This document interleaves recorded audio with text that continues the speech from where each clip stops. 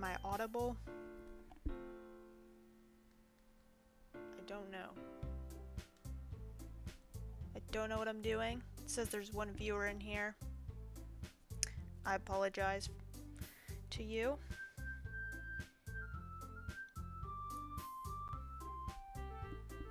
I genuinely don't know.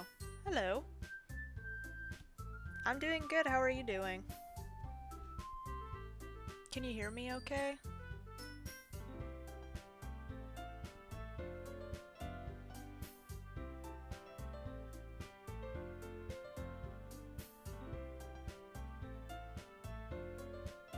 Okay, can you hear the game audio as well?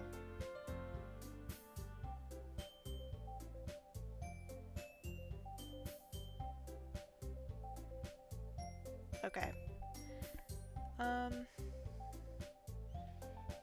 Face cam. Okay, it's a slight delay.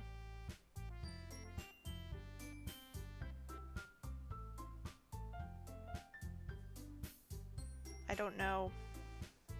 I hope the balance of the audio is good. Thank you for the follow. I appreciate it a lot. This is literally like my second time attempting to stream. And this time I'm actually using OBS, even though I still have no idea what I'm doing.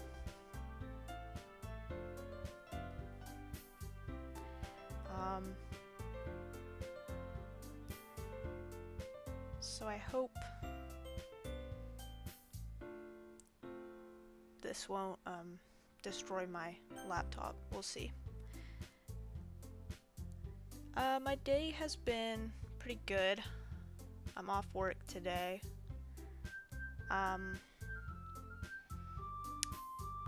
Yeah, I've been wanting to start streaming. And today I just had the urge.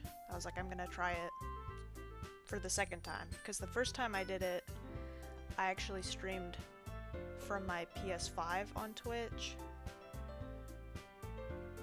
Oh yeah, I'm like completely new to actually streaming.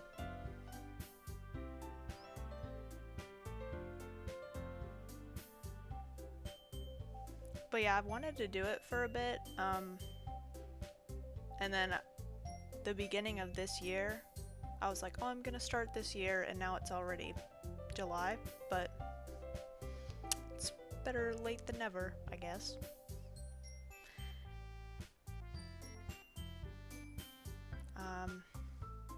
Okay, I'm playing Doki Doki Literature Club. I never played this before. It's kinda old. I've heard of it. So I guess... Okay, I guess I will do...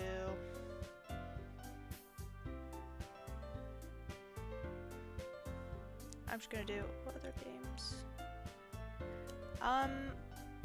I usually play visual novels, like I play Genshin Impact and like Honkai Star Rail. I enjoy those a lot, which I did want to try streaming them when I'm able to do it from my PS5 properly. But I am like, I do want to try playing other stuff as well, but just like getting started now, I think I'm gonna just try to do those and see what happens. Okay. My name's Isabel with an O, because I'm different like that. Red Dead Redemption 2, Counter-Strike. I've never played those. I saw Red Dead Redemption on Steam. Is that a visual novel and like combat and stuff? I don't know much about it.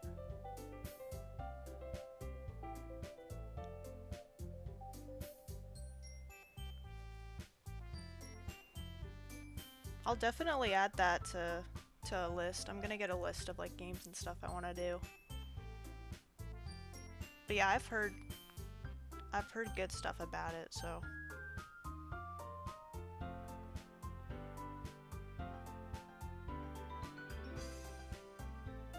Okay, I'm gonna get started. I just realized I have to read. Hey! I see an annoying girl running toward me from the distance, waving her arms in the air like she's totally oblivious to any attention she might draw to herself. Okay. That girl is Sayori, my neighbor and good friend since we were children. Do you like to play Souls game? I don't know. I never heard of that.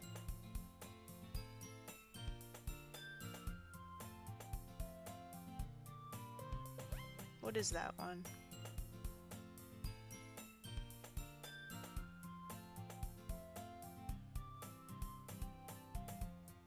Oh, I've never played them. I don't know if I'd be any good at them.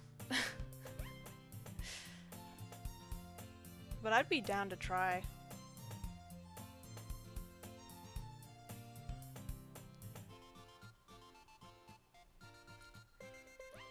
Also, I don't know if I'm like talking too loud because I can't exactly hear myself, so just let me know if anything's like off with the audio.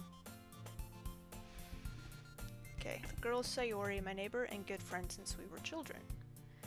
You know, the kind of friend you'd never see yourself making today, but it just kind of works out because you've known each other for so long.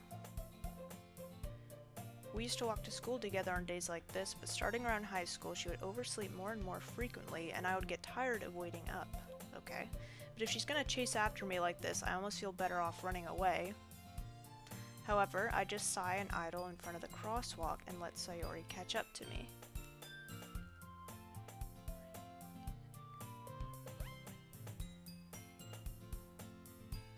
What kind of customization? I honestly don't know, like... Hello.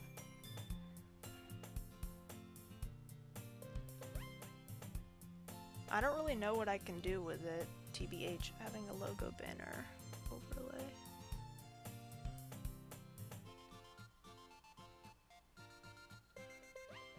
I'm gonna be honest, I like don't know how to do anything on here.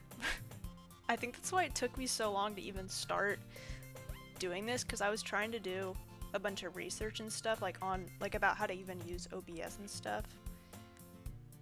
I'd appreciate any help or any advice about anything. Oh, cool. What kind of art do you do?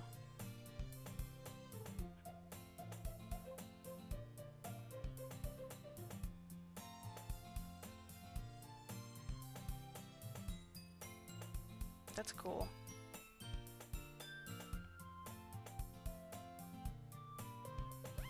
Sure. I don't know, can you send them to me directly or...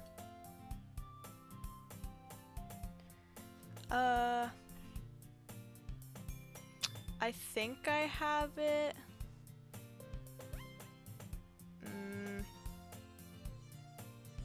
Sorry, I'm like... Oops. I didn't mean to click that. My setup's kinda bad. I think my username is... I think it's the same as mine on here.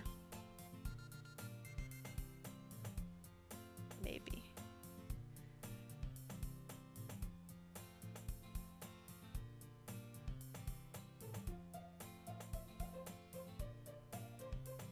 I think that's it. Maybe.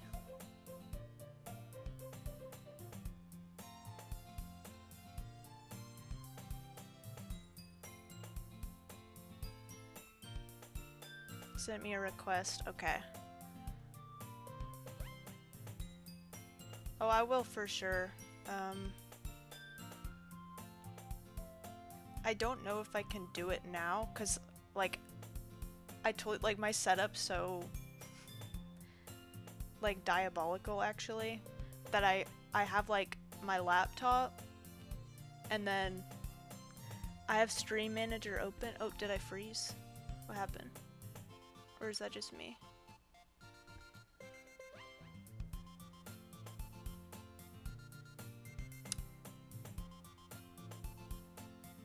Actually, I might have the app on my phone. Let's see.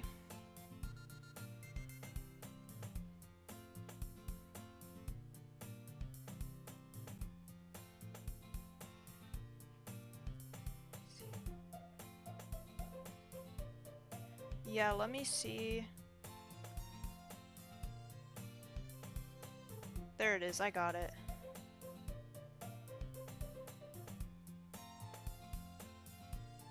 Okay, I accepted it.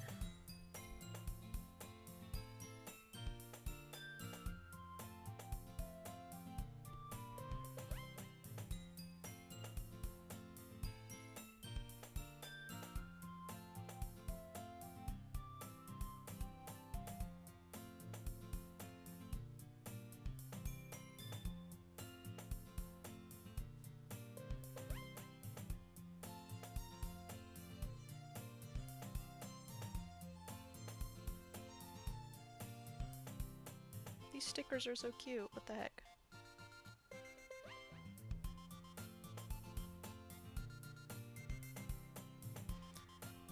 Yeah, the only reason that I have a Discord account is because one of my friends, he kept trying to get me to get it and join like their art club at the school he went to. Or not art club, anime club. And I eventually relented. Oh, let me look at this stuff.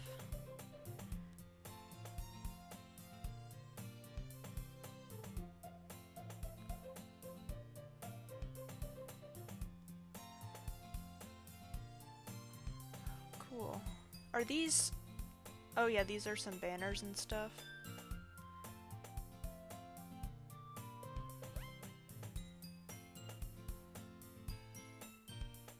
Whoa.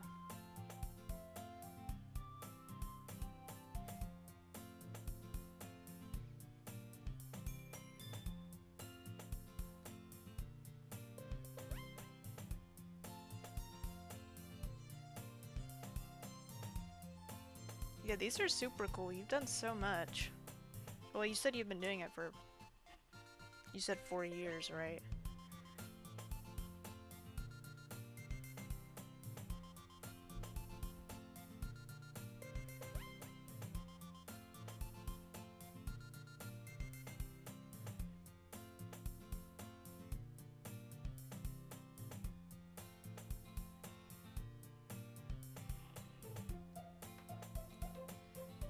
Yeah, I also do art, but just...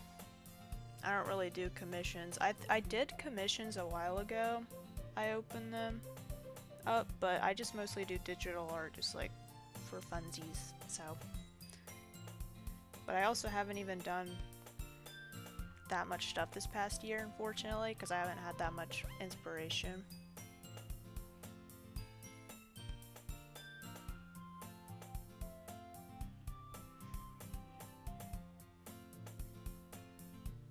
I'll think about it just because I only just started doing it. I just kind of want to get started, like, actually, like, streaming first. But I'm definitely gonna consider it, especially now that, like, I followed you on here so I can contact you if I want anything.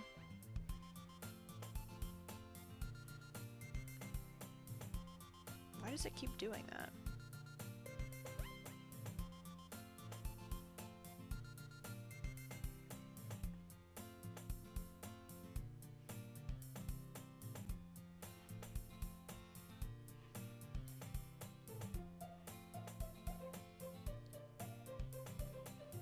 But yeah, mostly just want to figure out like what I'm even doing on here first. Like...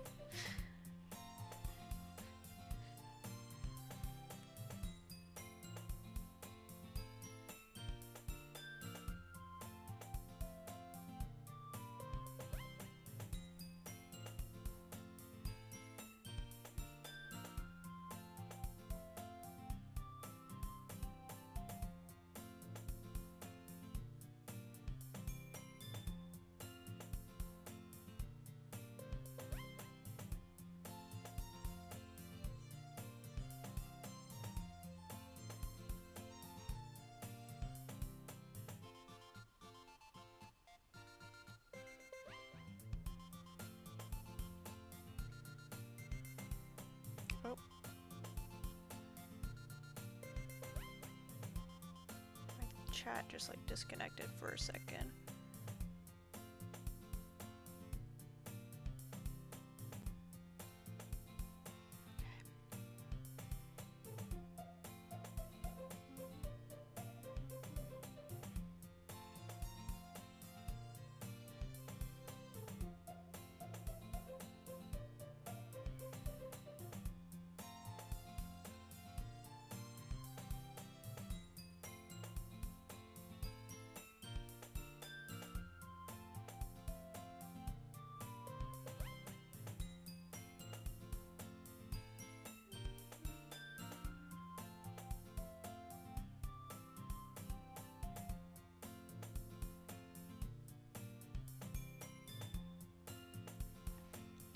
Okay, this is Sayori, my good friend and neighbor since we were children.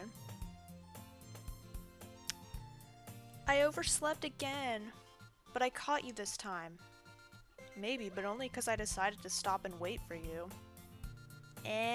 You say that like you were thinking about ignoring me. That's mean, Isabel. I shouldn't have done my real name. I don't like reading it. This is weird. Well, if people stare at you for acting weird, then I don't want them to think we're a couple or something. Oh. Fine, fine.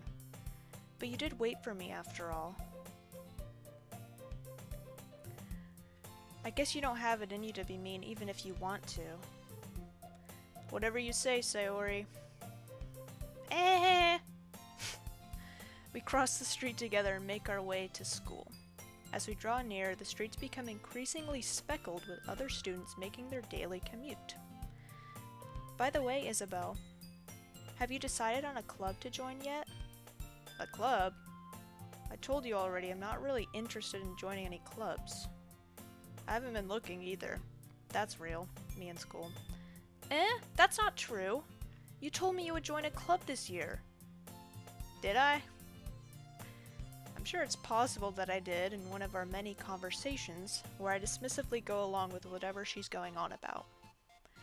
Sayori likes to worry a little too much about me when I'm perfectly content just getting by on the average while spending my free time on games and anime. Real. Uh-huh. I was talking about how I'm worried that you won't learn how to socialize or have any skills before college. Your happiness is really important to me, you know. And I know you're happy now, but I die at the thought of you becoming a NEET in a few years because you're not used to the real world. Damn. You trust me, right? Don't make me keep worrying about you. Alright, alright. I'll look at a few clubs if it makes you happy. No promises, though. Will you at least promise me you'll try a little? Yeah, I guess I'll promise you that. Can I read? Yay! Why do I let myself get lectured by such a carefree girl? More than that, I'm surprised I even let myself relent to her. I guess seeing her worry so much about me makes me want to ease her mind at least a little bit, even if she does exaggerate everything inside of her head. School day is as ordinary as ever, and it's over before I know it. Is this the first day of school of this year? I can't remember. Probably. After I pack up my things, I stare blankly at the wall, looking for an ounce of motivation. Clubs. Sayori wants me to check out some clubs. I guess I have no choice but to start with the anime club. Speaking of, hello! Sayori? Sayori must have come into the classroom while I was spacing out. I look around and realize that I'm the only one left in the classroom. I thought I'd catch you coming out of the classroom, but I saw you just sitting here and spacing out, so I came in. Honestly, you're even worse than me sometimes. I'm impressed. You don't need to wait up for me if it's going to make you late to your own club. Well, I thought you might need some encouragement, so I thought, you know... Know what? Well, that you could come to my club. Sayori? Yeah? There's no way I'm going to your club. Meanie. Sayori is vice president of the literature club, okay? Not that I was ever aware that she had any interest in literature. In fact, I'm 99% sure she only did it because she thought it would be fun to help start a new club, probably. Since she was the first one to show interest after the one who proposed the club, she inherited the title Vice President. That said, my interest in literature is guaranteed to be even less. Yeah, I'm going to the anime club. Come on, please. Why do you care so much anyway? Well, I kinda told the club yesterday I would bring in a new member, and Natsuki even made cupcakes and everything. Natsuki? I think I said that right. Ehehe. Don't make promises you can't keep. I can't tell if Sayori is really that much of an airhead or if she's so cunning as to have planned all of this out. I let out a long sigh. Fine, I'll stop by for a cupcake, okay? Yes! Let's go. I need water. Too much talking. Okay. And thus, oh, I just dropped something. And thus, today marks the day I sold my soul for a cupcake. Okay. That's great. I dejectedly follow Sayori across the school and upstairs, a section of the school I rarely visit, being generally used for third-year classes and activities. Sayori, full of energy, swings open the classroom door. Everyone! The new member is here. It looks like there's no one in here. What do you mean, everyone? I told you, don't call me a new member. Eh? I glance around the room. New voice. What do I do?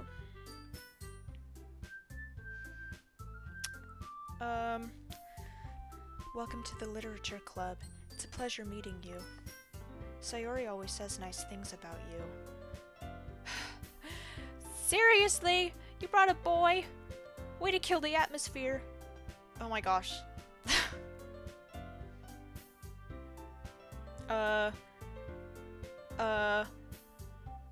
Isabel, what a nice surprise. Welcome to the club. ... All words escape me in this situation. This club is full of incredibly cute girls. What are you looking at? If you want to say something, say it. So sorry. Natsuki. Humph. The girl with the sour attitude, whose name is apparently Natsuki, is one I don't... What did that say? I skipped it. Is one I don't recognize. Her small figure makes me think she's probably a first year. Okay, that's kind of weird to say. Oh my god, my camera's so dark. What the heck's going on?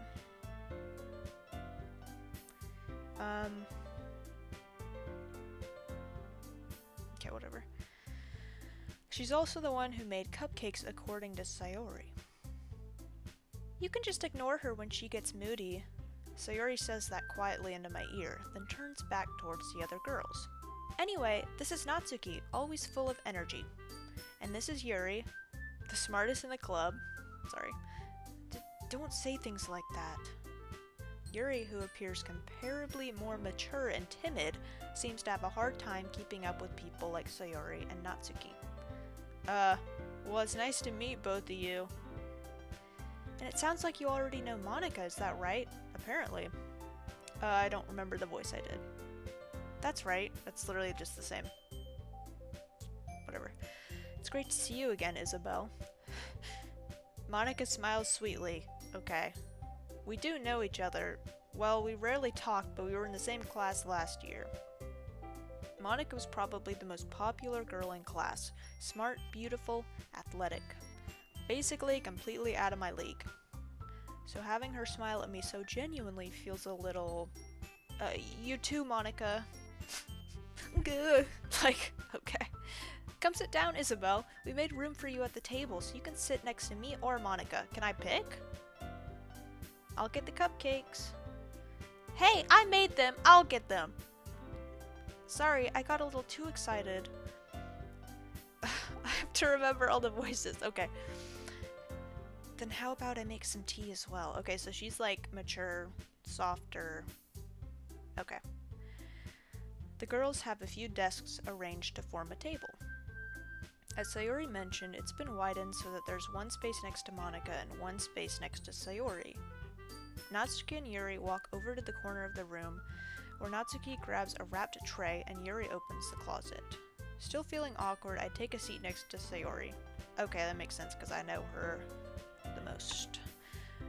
Natsuki proudly marches back to the table, tray in hand. Okay, are you ready? Ta-da! Ooh-wah! Natsuki lifts the foil off the tray to reveal a dozen white, fluffy cupcakes decorated to look like little cats. That's really cute. The whiskers are drawn with icing, and little pieces of chocolate were used to make ears. So cute! I had no idea you were so good at baking, Natsuki. Oh wait, that's Sayori's laugh. Well, you know. Just hurry and take one. Sayori grabs one first, then Monica. I follow. It's delicious. Sayori talks with her mouth full. Oh, it's delicious, and has already managed to get icing on her face.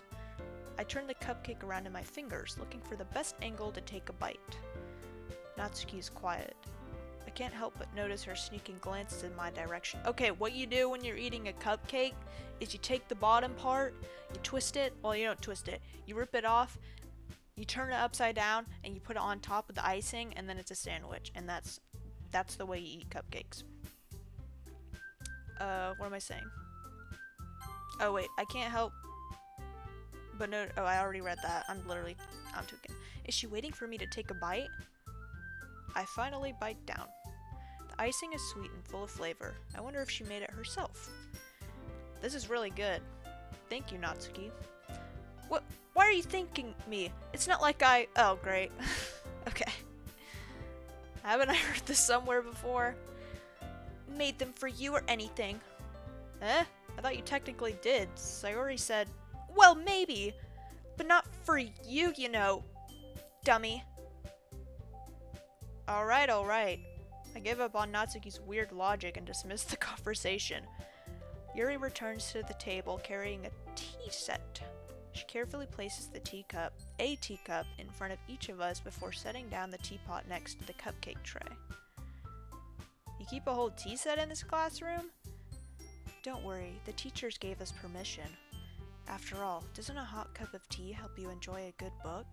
I guess. If I know how to read. Don't let yourself get intimidated. Yuri's just trying to impress you. That's not... Insulted, Yuri looks away. I meant that, you know... I believe you. Voice crack. Well, tea and reading might not be a pastime for me, but I at least enjoy tea. I'm glad. Yuri faintly smiles to herself in relief. Monica raises an eyebrow, then smiles at me. So what made you consider the literature club? I was afraid of this question. Something tells me I shouldn't tell Monica that I was practically dragged here by Sayori. Well, I haven't joined any clubs yet, and Sayori seemed really happy here, so... That's okay, don't be embarrassed. We'll make sure you feel right at home, okay? As president of the literature club... Oh, she's the president, okay. It's my duty to make the club fun and exciting for everyone. Monica, I'm surprised. How come you decided to start your own club? You could probably be a board member for any of the major clubs. Weren't you a leader of the debate club last year? Well, you know, to be honest, I can't stand all of the politics around the major clubs. It feels like nothing but arguing about the budget and publicity and how to prepare for events. I'd much rather take something I personally enjoy and make something special out of it. And if it encourages others to get into literature, then I'm fulfilling that dream. How noble. Monica really is a great leader. Yuri also nods in agreement. And I'm surprised there aren't more people in the club yet. If she's so popular, I feel like guys would be lining up to join. Probably like what I'm doing right now. I'm assuming I'm a guy. Must be hard to start a new club. You could put it that way. Not many people are very interested in putting out all the effort to start something brand new. Especially when it's something that doesn't grab your attention like literature. You have to work hard to convince people that you're both fun and worthwhile. But it makes school events like the festival that much more important. I'm confident that we can all really grow this club before we graduate. What grade are we in? It said Natsuki's a first year?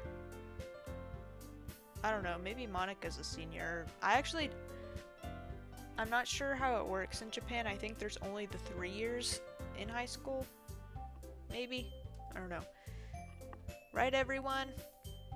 Yeah! We'll do our best. You know it! I don't know, I'm gonna keep changing her voice.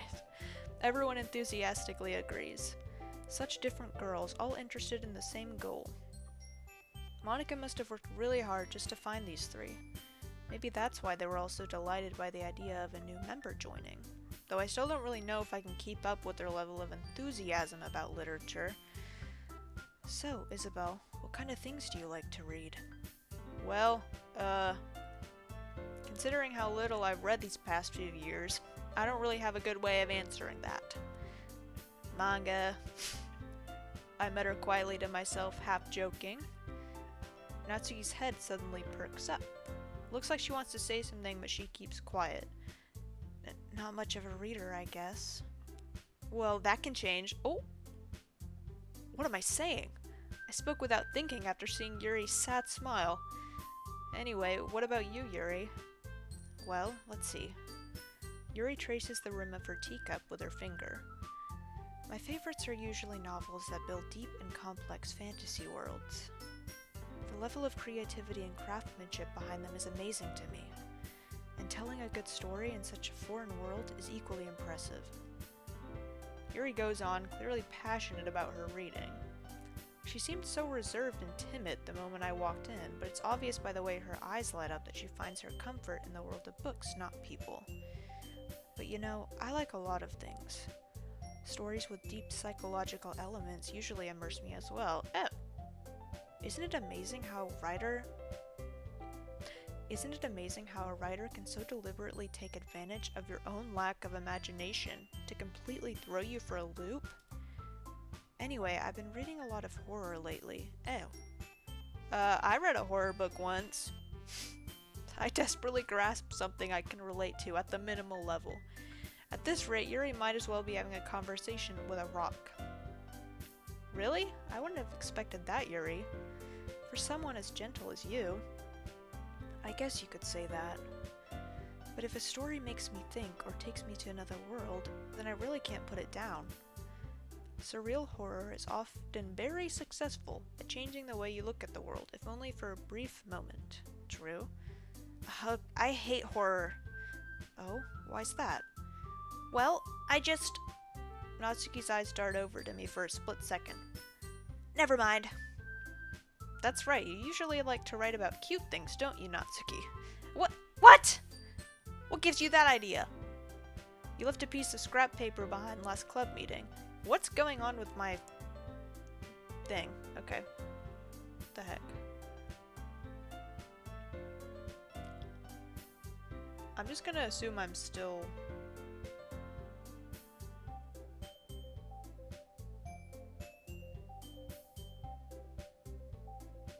alive. Okay. It looked like you were working on a poem called... Don't say it out loud! And give that back! Fine. Your cupcakes, your poems, everything you do is just as cute as you are. Oh, okay. Sayori sidles up behind Natsuki and puts her hands on her shoulders. I'm not cute! Natsuki, you write your own poems? Well, I guess sometimes. Why do you care? Damn, I'm sorry. Sorry I'm asking questions about you. I think that's impressive. Why don't you share them sometime? No! Natsuki averts her eyes. You wouldn't like them. Not a very confident writer yet? I understand how Natsuki feels. Sharing that level of writing takes more than just confidence. The truest form of writing is writing to oneself. You must be willing to open up to your readers, exposing your vulnerabilities and showing even the deepest reaches of your heart. Do you have writing experience too, Yuri? Maybe if you share some of your work, you can set an example and help Natsuki feel comfortable enough to share hers. Gah. I guess it's the same for Yuri. Aw, I wanted to read everyone's poems. We'll all sit in silence for a moment. Okay, I have an idea, everyone. Natsuki and Yuri look quizzically at Monika. Let's all go home and write a poem of our own. Then next time we meet, we'll all share them with each other. Oh, hell nah. That way, everyone is even. Yeah, let's do it! Plus, now that we have a new member, I think it'll help us all get a little more confident with each other and strengthen the bond at the club. Isn't that right, Isabel? Monika smiles warmly at me once again. Hold on, there's still one problem. What's that? Now that we're back to the original topic of me joining the club, I bluntly come forth with what's been on my mind the entire time. I never said that I would join this club. Sayori might have convinced me to stop by, but I never made any decision. I still have other clubs to look at and, I lose my train of thought. All four girls stare back at me with dejected eyes. But, I'm sorry, I thought... Humph. Isabel, you all... I'm defenseless against these girls. How am I supposed to make a clear-headed decision when it's like this? That is, if writing poems is the price I need to pay in order to spend every day with these beautiful girls. Right. Okay, I've decided then. I'll join the literature club. One by one, the girls' eyes light up. Yes, I'm so happy. Sayori wraps her arms around me, jumping up and down. Okay, settle down. Hey! You really did scare me for a moment. If you really just came for the cupcakes, I would be super pissed. That makes it official. Welcome to the literature club. Thanks, I guess. Okay, everyone. I think with that, we can officially end today's meeting on a good note. Everyone remember tonight's assignment. Write a poem to bring to the next meeting so we can all share. Monika looks over at me once more. Isabel, I look forward to seeing how you express yourself. Ehehe. No, wait. She needs to laugh too. Ahahaha. Yeah. Can I really impress the class star Monika with my mediocre writing skills? No. I already feel anxiety welling up inside me. Meanwhile, the girls continue to chit-chat as Yuri and Natsuki clean up their food. Hey, Isabel, since we're already here, do you want to walk home together? That's right, Sayori and I never walk home together anymore because she's always stayed after school for clubs. Sure, might as well. Don't we live, like, right next to each other? That would make sense. Yay! With that, the two of us depart the club room and make our way home. The whole way, my mind wanders back and forth between the four girls. Sayori, Natsuki, Yuri, and of course, Monika. Will I really be happy spending every day after school in a literature club? Perhaps I'll have the chance to grow closer to one of these girls. Alright. I'll just need to make the most of my circumstances, and I'm sure good fortune will find me. And I guess that starts with writing a poem tonight. Okay. I hope everyone's impressed with my voice acting skills that I don't have. It's time to write a poem. Pick words you think your favorite club member will like. Something good might happen with whoever likes your poem the most. Oh. Okay.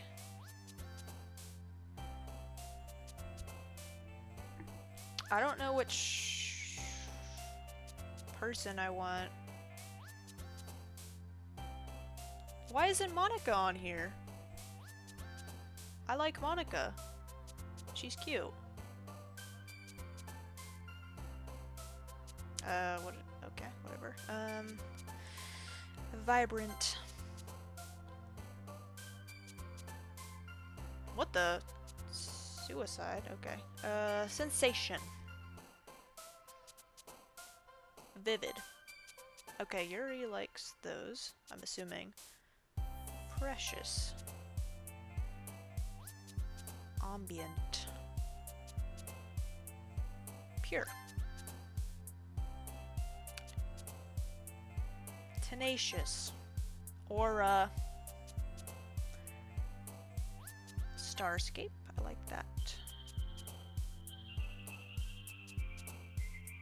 Alone. Okay. Uncanny. Fester. Infallible. Inferno. Passion. Unending. Infinite.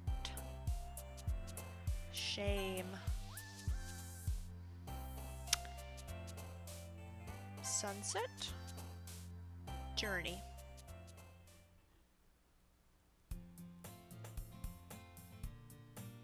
I need water.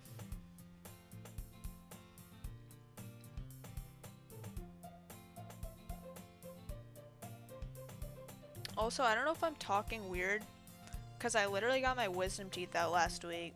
So I probably shouldn't be speaking this much, but oh well.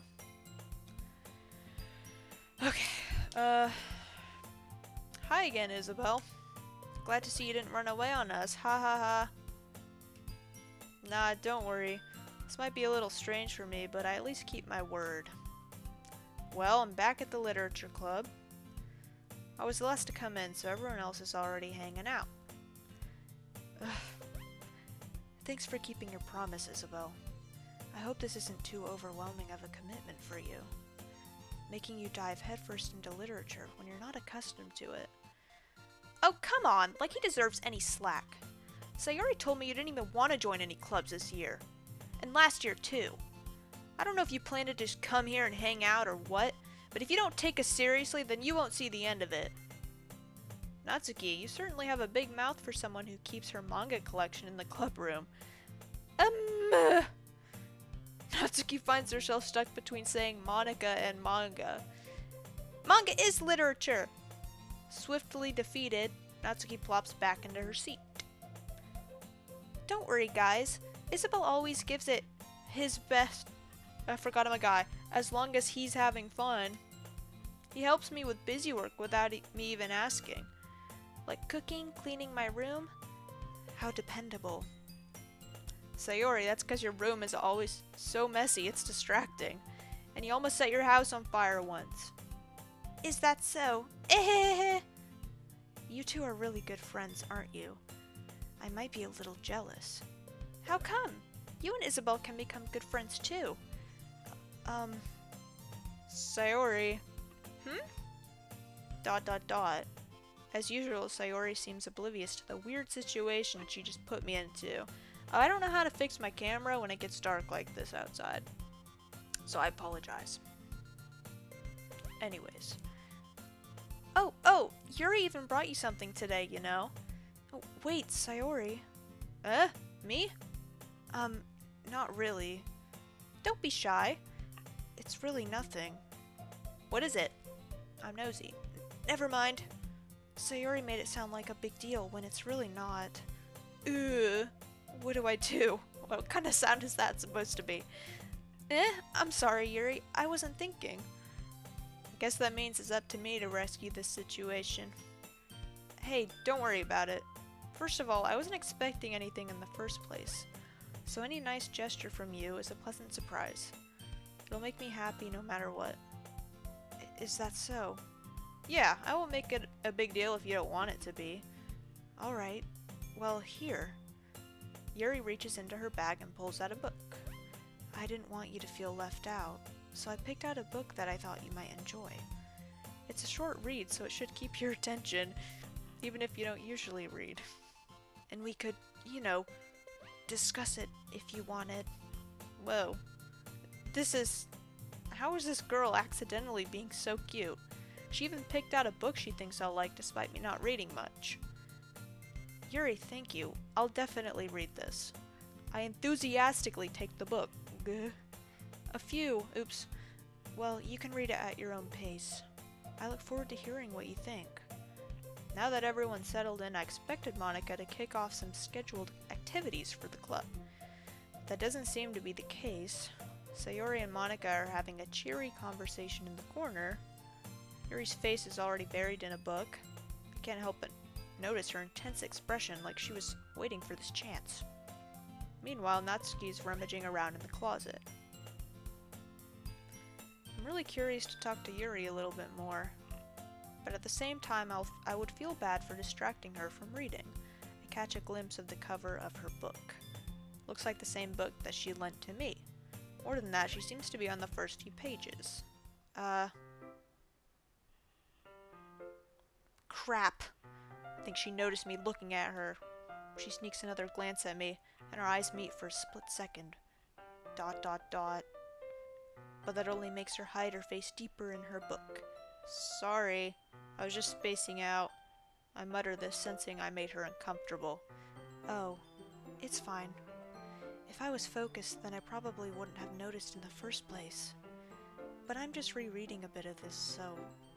That's the book you gave me, right? Mm-hmm. I wanted to reread some of it. Not for any particular reason. Yeah, sure. Just curious, how come you have 2 copies of the same book? Well, when I stopped at the bookstore yesterday... that's not what I meant. I mean, oh, she bought it for me? I just happened to buy 2 of them. She bought 2 copies. That's so nice. I see. There's something fairly obvious here that Yuri isn't telling me, but I decide to let it go. I'll definitely start reading it soon. I'm glad to hear. Once it starts to pick up, you might have a hard time putting it down. It's a very engaging and relatable story. Is that so? What's it about anyway? Well, Yuri closes the book and scans her eyes over the back. The book is titled Portrait of Markov. There's an ominous-looking eye symbol on the front cover. Alright, I just wanted to make sure I don't accidentally give anything away.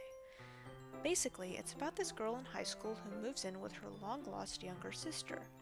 But as soon as she does, her life gets really strange.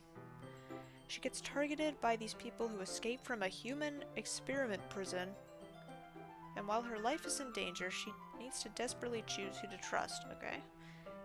No matter what she does, she ends up destroying most of her relationships and her life starts to fall apart. Well, that's upsetting.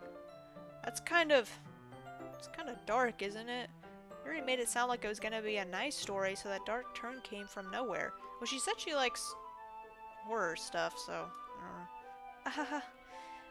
Yuri gently giggles all of a sudden. Are you not a fan of that sort of thing, Isabel? No, it's not that. I mean, I can definitely enjoy those kinds of stories, so don't worry. I hope so. Yeah, I totally forgot that Yuri's into those things. She's so shy and reclusive on the outside, but her mind seems to be completely different. It's just that those kinds of stories, they challenge you to look at life from a strange new perspective. When horrible things happen, not just because someone wants to be evil, but because they have their own goals, or their own philosophy that they believe in. And suddenly, when you thought you related to the protagonist, they're made out to... okay. They're made out to be the naive one for letting their one-sided morals interfere with the villain's plans. I'm rambling, aren't I? Not again. I'm sorry. Hey, don't apologize. I haven't lost interest or anything. Well, I guess it's alright then. But I feel like I should let you know that I have this problem. When I let things like books and writing fill my thoughts, I kind of forget to pay attention to other people. Oh. So I'm sorry if I end up saying something strange.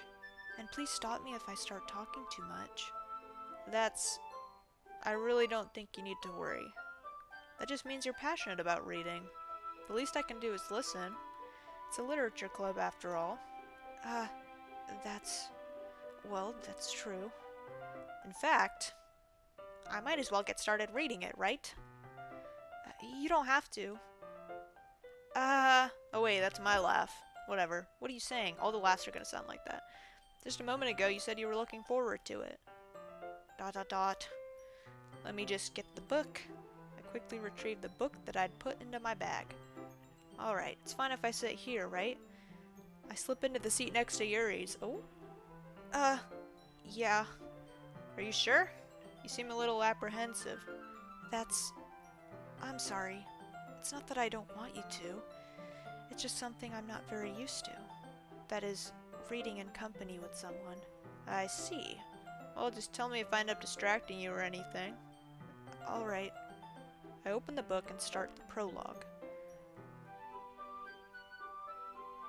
Did you send me on Instagram? That me. Sure, what's your Insta? Oh, wait! Brianna, how long have you been here? That's embarrassing. Wimpy Chud. Why is that your name?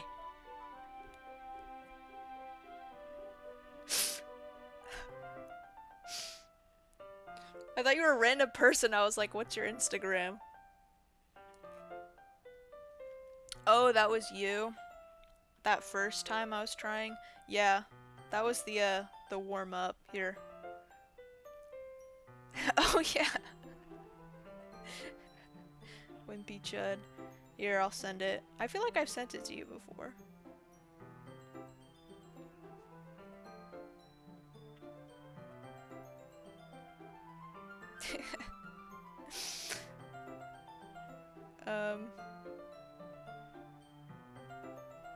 No, I'm just saying, like, I think I had it saved a while ago. Here.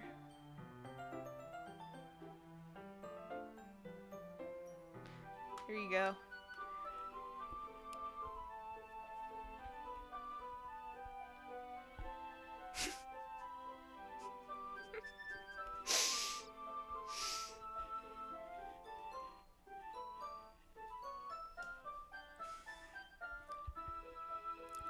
Okay, well now I can ask you.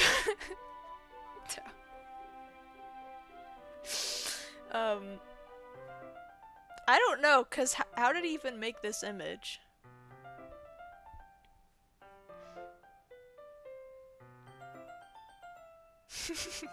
And he's like just smiling at it. It's so funny. Oh yeah, is my audio really bad? It's real, he did that, I was there. I can believe it.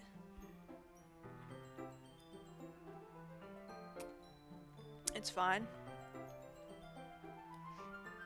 I'm using my gamer headset. So. Also, I didn't really plan to play this, it just happened.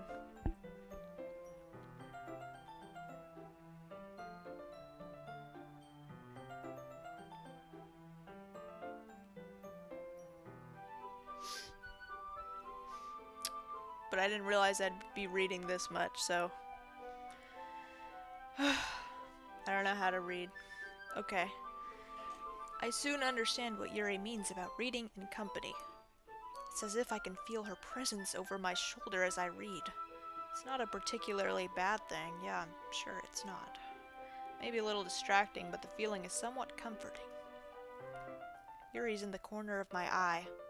I realize she's not actually looking at her own book. I glance over. Looks like she's reading from my book instead. Sorry, I was just... Yuri, you really apologize a lot, don't you? I do? I don't really mean to. Sorry. I mean... ah ha ha ha. Here, this should work, right? I slide my desk until it's up against Yuri's, then hold my book more between the two of them. Ooh. I suppose so. Yuri timidly closes her own copy. Yuri's your fave. Wait! Have you played this or, like, watched anything before?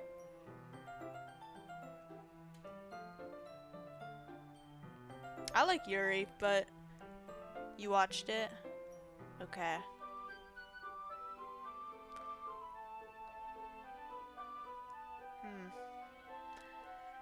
Once we lean in a little bit, our shoulders are almost touching.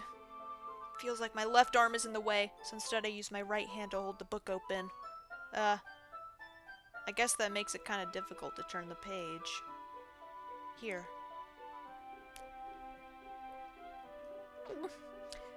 Yuri takes her left arm and holds the left side of the book between her thumb and forefinger. I do the same with my right arm, on the right side of the book. That way I turn a page and Yuri slides it under her thumb after it flips to her side.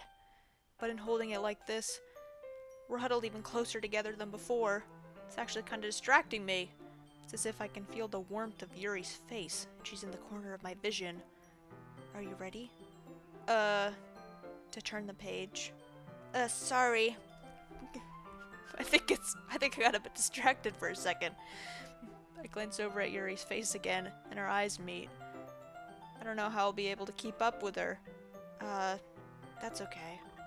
You're not as used to reading, right? I don't mind being patient if it takes you a bit longer. It's probably the least I can do, since you've been so patient with me. Yeah. Thanks. We'll continue reading. I just said that in the Yuri voice, whatever. Yuri no longer asks me if I'm ready to turn the page. She's calling you illiterate? Well, she's not wrong, so... Instead, I just assume that she finishes the page before me, so I turn it by my own volition. I continue to read the first chapter in silence. Even so, turning each page almost feels like an intimate exchange. My thumb gently lets go of the page, letting it flutter over to her side as she catches it under her own thumb. Hey, Yuri. This might be a silly thought, but the main character kinda reminds me of you a little bit. You think so? How does she? Well, I guess she's more blunt in a lot of ways. But she also second guesses all of the things that she says and does. Like, she's afraid she'll do something wrong. It's not like I can see into your head or anything. They're kind of reminiscent of some of your mannerisms. I see. Well, that's kind of mean. Why would I say that to her? Yuri remains silent for a moment. But Isabel, that's probably a terrible thing to have in common with her. Ooh, that's so embarrassing that you think that. Oh, wait! I didn't mean it in a bad way or anything. Sorry, I really didn't know you were self-conscious about that sort of thing. ... I guess I more meant that it's kinda cute. Nice save. What are you saying all of a sudden? Okay, everyone, her voice is too similar to my voice, whatever. Guh? I think it's about time we share today's poems with each other. We might not have enough time if we wait too long. Yuri exhales, spared from finishing her thought. Is that alright, Yuri? You look kinda down. I'm sorry if you haven't been looking forward to this. It's not. It's fine. Yuri releases her hand from the book, causing it to close on top of my thumb. Ow! Alright, I guess I'll do some more reading tonight. Or would you prefer I only read it with you? I guess I don't have too much of a preference either way. In that case, I'll read a little more tonight. It'll be more fun to read with you after it picks up a bit, you know? That's good reasoning. In that case, feel free to finish the 2 first chapters in your own time. Alright. I stand up, I make a mental note of where I left off in the book, then slip it back into my bag. By the way, did you remember to write a poem last night? Yeah. My relaxation ends. Can't believe I agreed to do something so embarrassing. I couldn't really find much inspiration since I've never really done this before.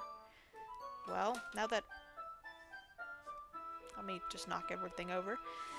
Well, now that everyone's ready, why don't you find someone to share with? I can't wait! I forgot she existed until this very moment. Sayori and Monica enthusiastically pull out their poems. Sayori's is on a wrinkled sheet of loose leaf torn from a spiral notebook. On the other hand, Monica wrote hers in a composition notebook. Nerd. I can already see Monica's pristine handwriting from where I sit. Natsuki and Yuri reluctantly comply as well, reaching into their bags.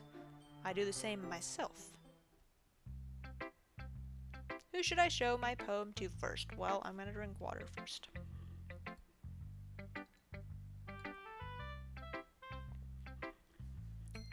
Brianna, who should I show my poem to first?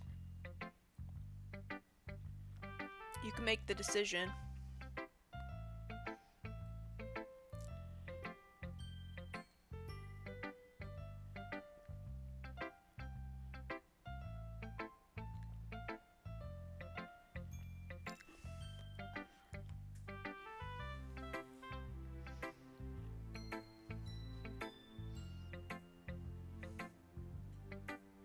Unless you're not even paying attention to me.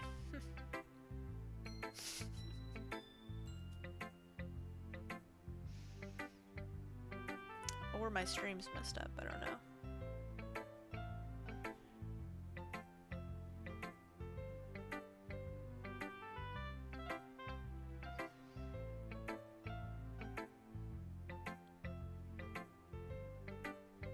Dang, it's been like an hour.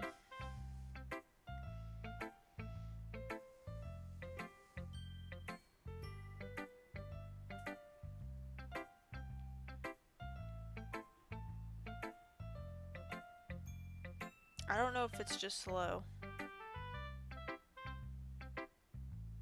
And nothing's like showing up, but... okay, fine, I'll pick.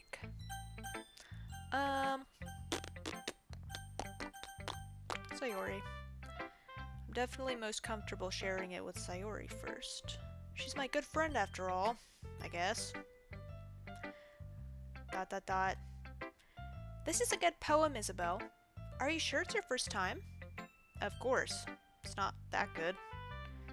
And I'm the... Ugh. Am I the kind of guy who would be writing poems in his spare time? I guess you're right. That's why it depressed me. Well, to be honest, I was afraid that you wouldn't do it seriously. Or that you wouldn't write one at all. I'm really happy that you wrote one. It just reminds me how you're really part of the club now. Not to mention the fact that I'm standing in front of you in the club room. Well, of course. I'm not really into it yet, but that doesn't mean I'll break my promise. See? It's like I said before, Isabel. Deep down, you're not selfish at all, you know? Trying new things like this for other people? That's something that only really good people do.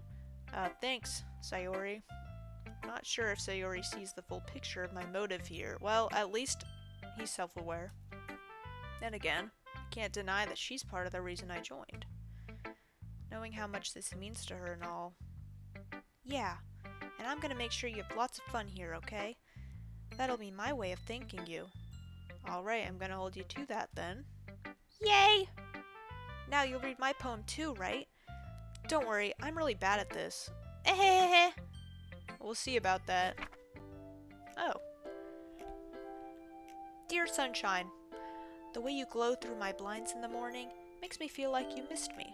Kissing my forehead to help me out of bed, making me rub the sleepy from my eyes. Are you asking me to come out and play? Are you trusting me to wish away a rainy day? I look above, the sky is blue. It's a secret, but I trust you too. If it wasn't for you, I could sleep forever, but I'm not mad. I want breakfast. That was a strong ending. Sayori? This is just a guess, but... Did you wait until this morning to write this? No! Just a little bit. You can't answer just a little bit to a yes or no question. I forgot to do it last night. Well, at least that makes me feel a little better about myself. Don't be mean. I still tried my best. Yeah. I didn't mean to say that it was a bad poem. It came out nice, or how should I put it? It sounds just like you. Really? Yeah. Especially that last line. I made eggs and toast. Even though you were late to school. It's bad to skip breakfast. Why'd you hit that? I get all cranky. Well, I guess there's no point in arguing. Anyway, thanks for showing me. This was so much fun. Monica's the best. Yeah. But next time, I won't forget. And I'm gonna write the best poem ever. Well, I guess I look forward to it. Okay. Now I need to figure out if this is actually...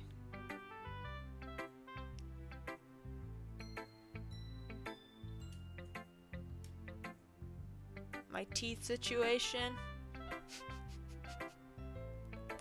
This is just funny. You asking me that and like us talking about this while I'm live right now. I've still been trying not to eat like that much normal food, but I'm not really in pain anymore. It's just like uncomfortable sensations. And I started to flush my gum holes today, if anyone wanted to know. So I have to do that now, because it's been a week.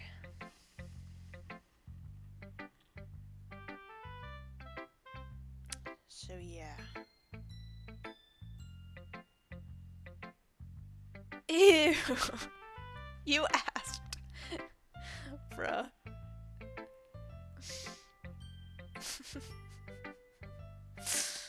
uh. Anyways. Okay, who do I go to now?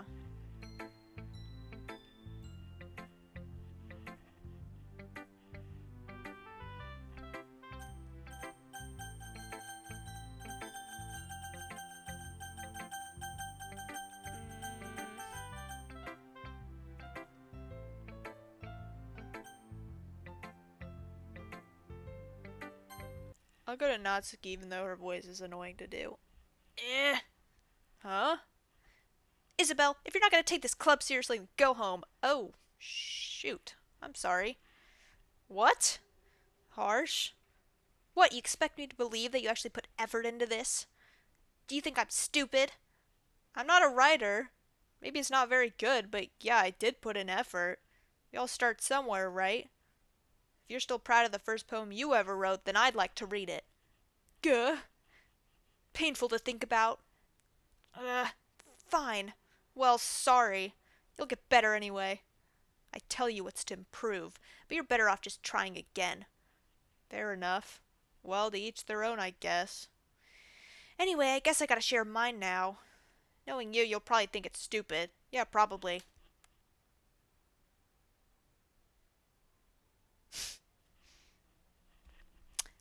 Eagles can fly. Monkeys can climb. Crickets can leap. Horses can race. Owls can seek. Cheetahs can run. Eagles can fly. People can try. That's about it.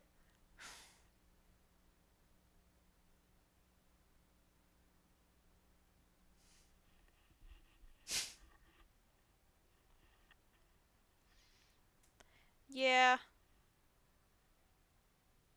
Okay, I'll watch it later. I hate, like, I don't know how to. It's so dark in here. I don't have actual lighting. Whatever. I told you that you weren't gonna like it. I like it. I do? What? Just be honest. I am. Why are you so convinced that I wouldn't like it? Well, because everyone in high school thinks their writing has to be all sophisticated and stuff, so people don't even take my writing seriously. But isn't the point of poems for people to express themselves? Your writing style wouldn't make your message any less valid. Yes, exactly! I like when it's easy to read, but it hits you hard, like in this poem. Seeing everyone around you do great things can be really disheartening. So I decided to write about it. Yeah, I understand. But the other nice thing about simple writing is that it puts more weight on the wordplay. Like, I set up for a rhyme at the end, but then made it fall flat on purpose. It helps bring out the feeling in the last line. So you did. I guess more went into it than I realized. That's what it means to be a pro. I'm glad you learned something. Didn't expect that from the youngest one here, did you? I don't know why the voice turned into this, but whatever. Yeah, guess not. I decided to humor her with that last comment. I don't really care how old everyone is. But if Natsuki's feeling proud, then I won't take that away from her. Okay,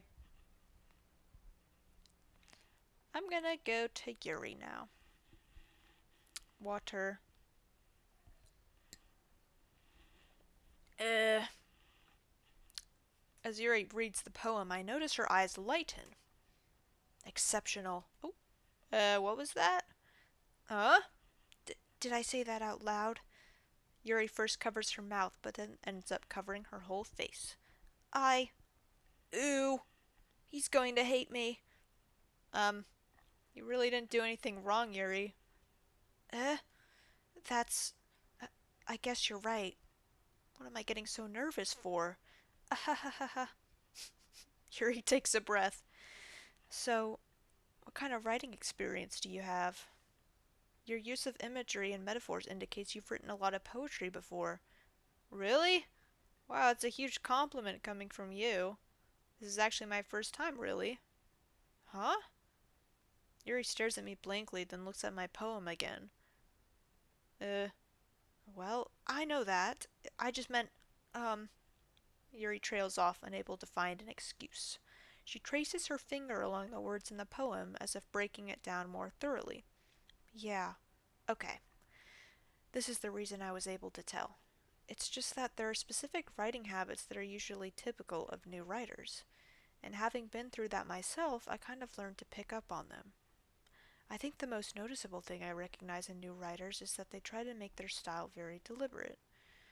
In other words, they tend to pick up a writing style separate from the topic matter, and they form fit the two together. The end result is that. Words! Okay. The end result is that both the style and the expressiveness are weakened. Once Yuri finds her train of thought, it's as if her demeanor totally changes. Her stammering is completely gone, mine's not, and she sounds like an expert. Of course, that's not something you can be blamed for. There are so many different skills and techniques that go into writing even a simple poem. Not just finding them and building them, but getting them to work together is probably the most challenging part. It might take you some time, but it all comes with practice and learning by example and trying new things. I also hope that everyone else in the club gives you valuable feedback. Natsuki didn't do. There you go. Natsuki can be a little biased, though. Yeah, she wasn't helpful at all. Biased? How? Um, well, never mind. I shouldn't be talking about people like that. Sorry. It's fine. I'm not sure if Yuri is apologizing to herself, to me, or to Natsuki. Do you mind if I read your poem now? Please do. I'd love to share my thought process behind it. Yuri smiles dreamily, as if that's a rare opportunity for her. Which itself is kind of funny. After all, isn't this supposed to be a literature club? Can I... Okay. My mouth's starting to get weird.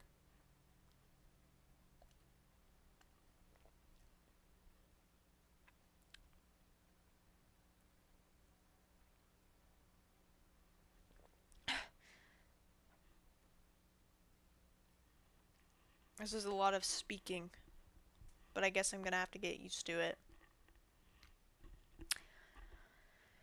Okay. Cursive. Ghost under the light. Oh yeah. The tendrils of my hair illuminate beneath the amber glow, bathing.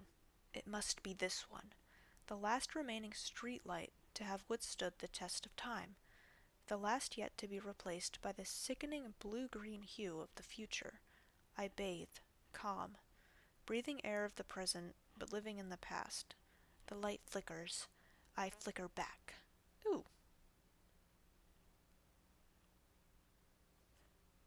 Hmm. Uh, I'm sorry I have such terrible handwriting. What? I wasn't thinking that at all. But it took you a long time to read. Because I'm illiterate. Like you said. Oh. Well, I just don't read script very often. I actually think your handwriting is pretty. Uh, that's a relief.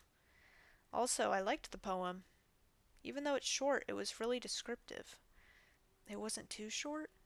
I usually write longer poems. Not at all. I'm really glad you like it. I'll be honest, since it's our first time sharing, I wanted to write something a little more mild. Something easy to digest, I suppose. Are you into ghosts, Jiri? Hoo. Are you an owl? Actually, the story isn't about a ghost at all, Isabel. Really? I must have totally missed the point. Well, I suppose you did only glance over it after all. But remember that poets often express their own thoughts, feelings, and experiences in their work. They usually do more than tell a simple story or paint a picture. In this case, perhaps the subject of the poem is only being symbolically compared to a ghost, lingering in her last remaining place of comfort, unable to let go of the past, and soon to be left with nothing. That's a lot more solemn putting it that way. I hadn't even thought of that. That's impressive. Huh? Uh, It's nothing, really. Yours was impressive too, so... Nah. If anything, I could probably learn a thing or two from you. You think so? Yeah, of course. Uh, you know, I was really nervous about doing all this, but in the end, I enjoyed it. I'm going to keep doing my best for you, Isabel. Uh, me too. Okay. Monica, Monica. Hmm. Hi, Isabel. Having a good time so far? Yeah. Good. Glad to hear it. By the way, since you're new and everything, if you ever have any suggestions for the club, like new activities or things we can do better, I'm always listening. Don't be afraid to bring things up, okay? Alright, I'll keep that in mind. Of course I'll be afraid to bring things up. I'm much better off just going with the flow until I'm more settled in. Anyway, want to share your poem with me? It's kind of embarrassing, but I guess I have to. Ahahaha! Don't worry, Isabel. We're all a little embarrassed today, you know? But it's that sort of barrier that we'll all learn to get past soon. Yeah, that's true. I had Monica my poem. Mm-hmm. Great job, Isabel. I was going ooh in my head while reading it. Okay? It's really metaphorical. I'm not sure why, but I didn't expect you to go for something so deep. I guess I underestimated you. It's easiest for me to keep everyone's expectations low. That way it always counts when I put in some effort. That's not very fair. Well, I guess it worked anyway. You know that Yuri likes this kind of writing, right? I noticed. Writing that's full of imagery and symbolism. Unlike Sayori, who likes using simple and direct words to describe happiness and sadness, Yuri likes it when readers are left to derive their own meaning out of it. It's very challenging to write like that effectively. I wish Mr. Brian from high school was in this game. No one else is gonna understand what you're saying. But honestly, yeah, I wish so too. I haven't thought about him in so long. Oh my gosh, that's so funny. Okay. Both allowing people to get something out of it just by feel, or letting them deeply analyze all of the nuances. It can take years of practice, which I'm assuming Yuri has at this point. I never really asked, though. I'm sure I'm nowhere near her level yet. Don't worry so much about that. You do your own thing. Just keep exploring and learn by trying new things. I'm sure I'll end up trying different things a lot. It could take a while before I feel comfortable doing this. That's okay. I'd love to see you try new things. That's the best way to find the kind of style that suits you. Everyone else might be a little biased towards their own kind of styles, but I'll always help you find what suits you the most. So don't force yourself to write the way everyone else wants you to write. It's not like you have to worry about impressing them or anything. Ahahaha. Ah. Anyway, do you want to read my poem now? Don't worry, I'm not very good. You sound pretty confident for someone who claims to not be very good. Well, that's because I have to sound confident. That doesn't mean I always feel that way, you know? I see. Well, let's read it then. She's the president, so. Hole in wall. It couldn't have been me. See, the direction the spackle protrudes. A noisy neighbor? An angry boyfriend? I'll never know. I wasn't home. I peer inside for a clue. No, I can't see. I reel blind like a film left out in the sun. But it's too late. My retina's already scorched with a permanent copy of the meaningless image. It's just a little hole. It wasn't too bright.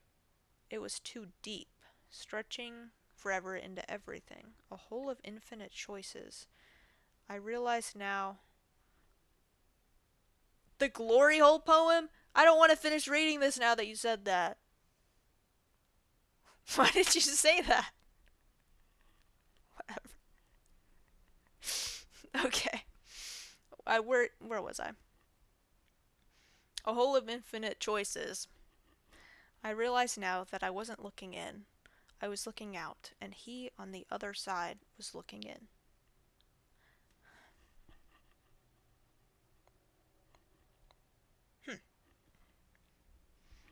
So, what do you think? It's very freeform, if that's what you call it. Sorry, I'm not really the right person to ask for feedback. It's okay. Yeah, that kind of style has gotten pretty popular nowadays. That is, a lot of poems have been putting emphasis on the timing between words and lines. When performed out loud, it can be really powerful. What was the inspiration behind this one? Uh, well, I'm not sure if I know how to put it. I guess you could say that I had some kind of epiphany recently. It's been influencing my poems a bit. An epiphany? Yeah, something like that. I'm kind of nervous to talk about deep stuff like that because it's kind of coming on strongly. Maybe after everyone is better friends with each other. Anyway, here's Monica's writing tip of the day. Sometimes when you're writing a poem or a story, your brain gets too fixated on a specific point. If you try so hard to make it perfect, then you'll never make any progress. Just force yourself to get something down on the paper and tidy it up later. Another way to think about it is this. If you keep your pen in the same spot for too long, you'll just get a big dark puddle of ink. So just move your hand and go with the flow. That's my advice for today. Thanks for listening. Thank you, Monica. I think she was the last one, yeah.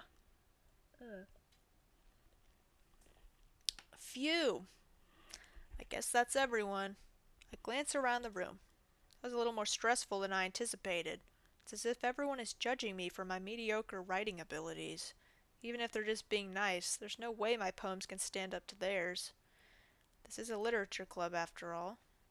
I sigh. I guess that's what I ended up getting myself into. Across the room, Sayori and Monica are happily chatting.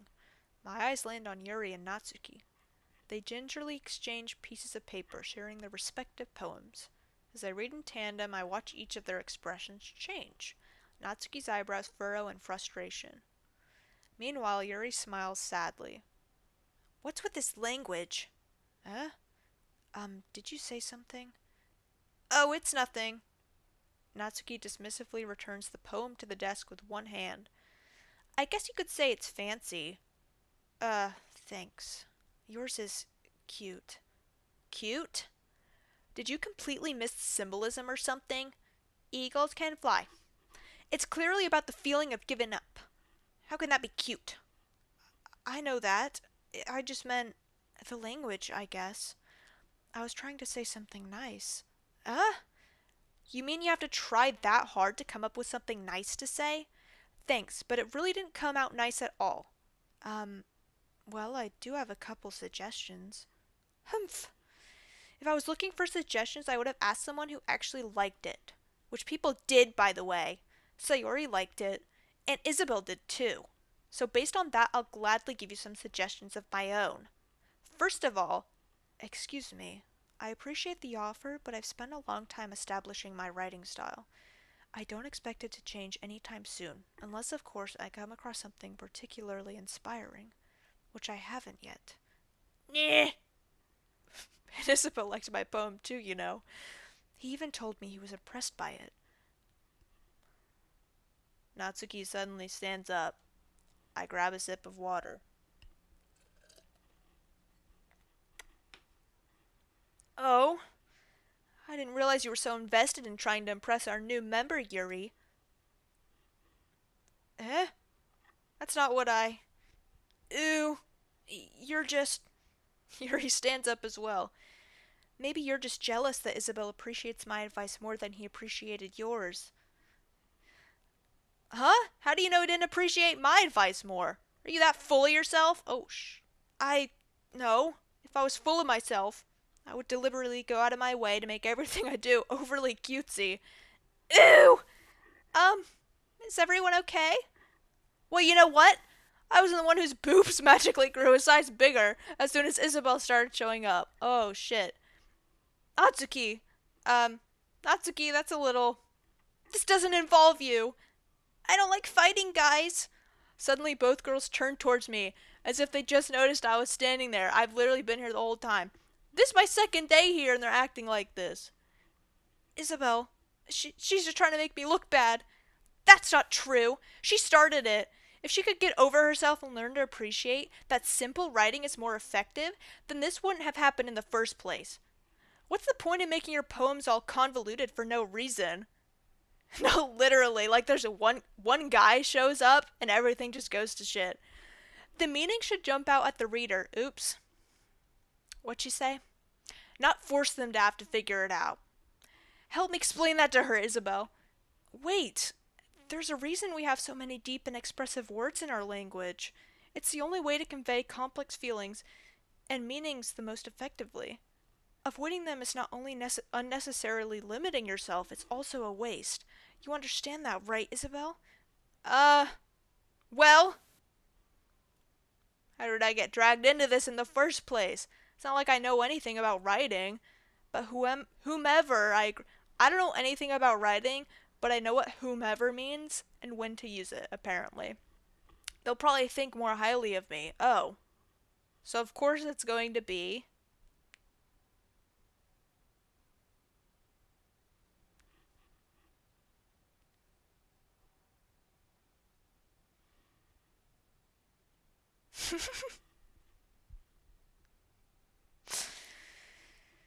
uh I don't know if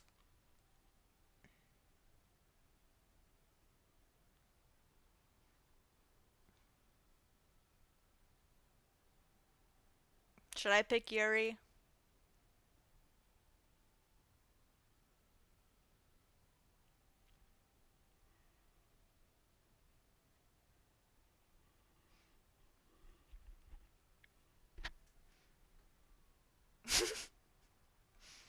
Okay, I'll pick Yuri. Okay, fine, I'll pick Yuri. Natsuki, you're right that I liked your poem. See? Wait! That's not an excuse for you to be so mean. You like girls with a big personality? Oh, yeah. You shouldn't pick a fight just because someone's opinion is different. That's not what happened at all. Yuri wouldn't even take my poem seriously. I understand. Yuri. Huh? You're a seriously talented writer. It's no secret that I was impressed. Well, that's. But here's the thing.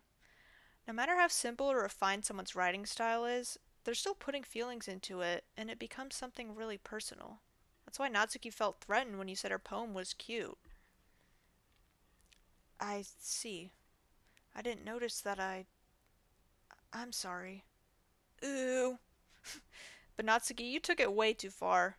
Yuri means well, and if you just told her how you felt, then this wouldn't have happened in the first place. Are you kidding? That's exactly what I did. It was her that.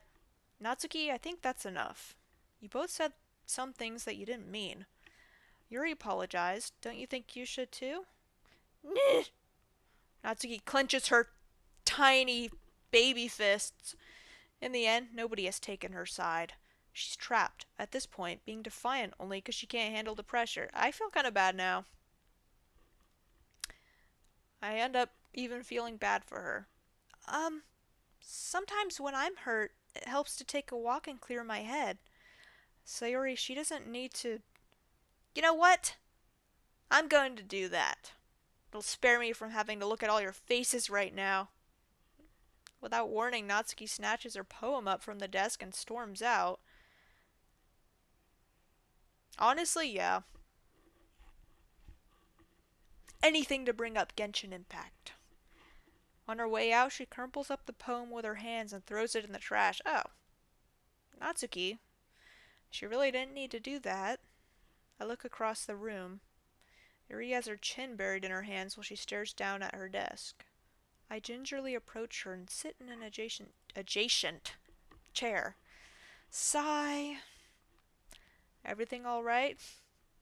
I'm so embarrassed. I can't believe I acted like that. You probably hate me now. Oh, Yuri. How could anyone not have gotten frustrated after being treated like that? You handled it as well as anyone could. I don't think any less of you. Well, all right, I believe you. Thanks, Isabel. You're too kind. I know. I'm thankful to have you a part of this club now. Have you a part. Yeah, I read that right. I'm just being dumb. It's nothing. One more thing. Um, that one thing that Natsuki said about your bosom? About, you know, I would never do anything so shameful. So, eh? What thing did Natsuki say? Gah. Well, never mind that. I'm going to go make some tea. Good idea. Make enough for more than one person, okay? Yeah. Okay, everyone. It's just about time for us to leave. How did you all feel about sharing poems? It was a lot of fun. Well, I'd say it was worth it. It was alright. Well, mostly. Isabel, how about you? Yeah, I'd say the same. It was a neat thing to talk about with everyone. Awesome. In that case, we'll do the same thing tomorrow. Shit. Okay. And maybe you learn something from your friends, too. So your poems will turn out even better. I think to myself. I did learn a little more about the kinds of poems everyone likes. With any luck, that means I can at least do a better job impressing those I want to impress. I nod to myself, with a newfound determination. Isabel, ready to walk home? Sure, let's go. Eh! Sayori beams at me. Truly has been a while since Sayori and I have spent this much time together. Can't really say I'm not enjoying it either. Sayori, about what happened earlier. What do you mean? You know, between Yuri and Natsuki. Does that kind of thing happen often? No, no, no. That's really the first time I've seen them fight like that. I promise they're both wonderful people. You don't you don't hate them, do you? No, I don't hate them. I just wanted your opinion, that's all. I can see why they'd make good friends with you. Phew! I emoted. You know, Isabel, it's nice that I get to spend time with you in the club, but I think seeing you get along with everyone is what makes me the happiest. And I think everyone really likes you too. That's. Eh! Every day's gonna be so much fun. Sigh. Looks like Sayori still hasn't caught on to the situation I'm in. Sure, being friends with everyone is nice, but does it really need to stop there? Oh. We'll just have to see what the future holds, Sayori. I pat Sayori on the shoulder. I said that more to myself than to her, but it's easy to use Sayori as an internal monologue sometimes. Okay. Yeah. Ugh. Let's do this! Okay. Down, down. Water. I'm gonna have to get a water refill in a second. Okay. Is everything good?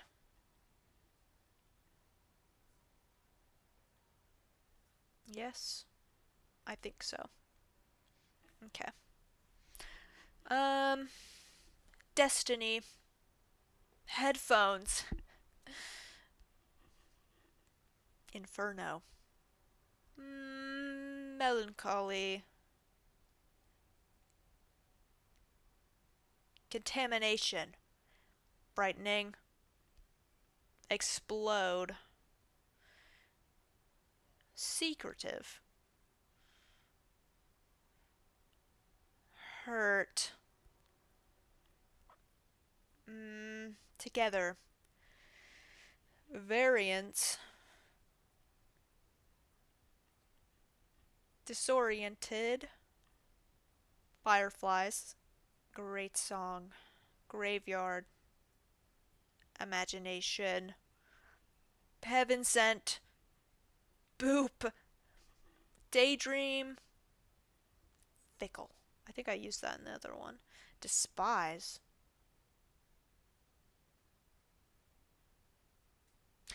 Okay, I'm gonna go get more water. So I'll be back in a second. Hopefully, I know how to mute myself properly.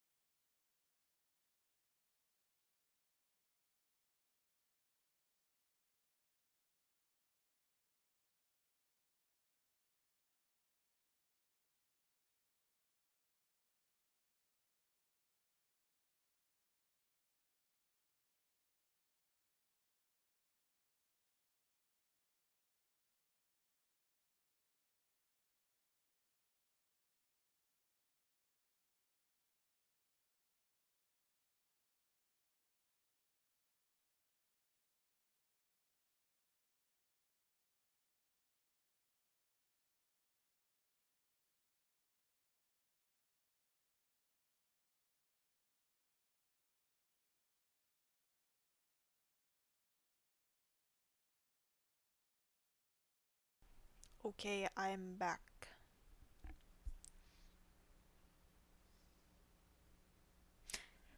Oh yeah. Okay.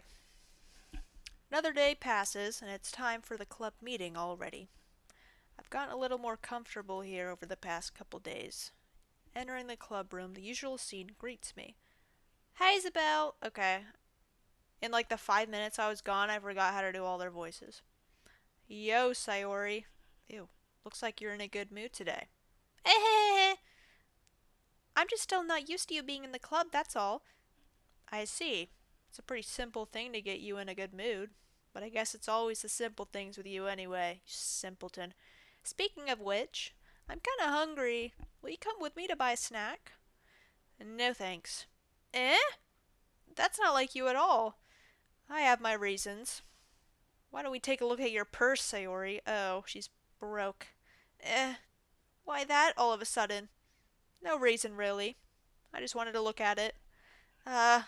Sayori nervously retrieves her coin purse. She fumbles with the latch and gets it open. Then she turns it upside down and lets its contents spill onto the desk. Only 2 small coins fall out, and a paperclip. Ah! I knew it. I can see right through you, Sayori. That's not fair. How do you even know? It's simple. If you had enough money in the first place, you would have bought a snack before coming into the club room. So either you're not hungry and wanted an excuse to take a walk, or you plan to conveniently forget that you spent all your money so that I would lend you some. But there's one more thing. You're always hungry, and so that only leaves the one option. Ooh, I give up. Don't make me feel guilty. If you felt guilty, that means you deserve to feel guilty. Ha ha ha. Yuri suddenly giggles. Eh? I didn't notice that she was listening in. Her face is in her book as always. I wasn't listening or anything. It was just something in my book. Yuri, tell Isabel to let me borrow some money.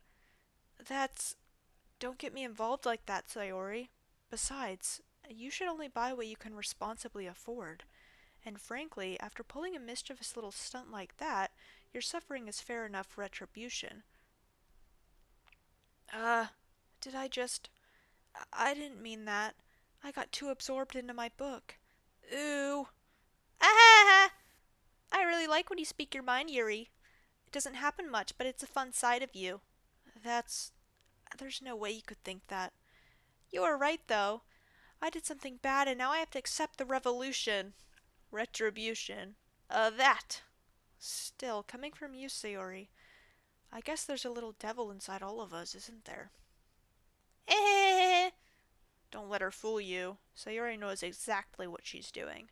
After all, she told you guys she was bringing me to the club before she even told me. But you wouldn't have come if it weren't for the cupcakes, so I had to trick Natsuki into making them. Come on, give me more credit than that, Sayori. Eh. Did I just hit her? Kia! Out of nowhere, something smacks Sayori in the face and tumbles onto the desk. Ow!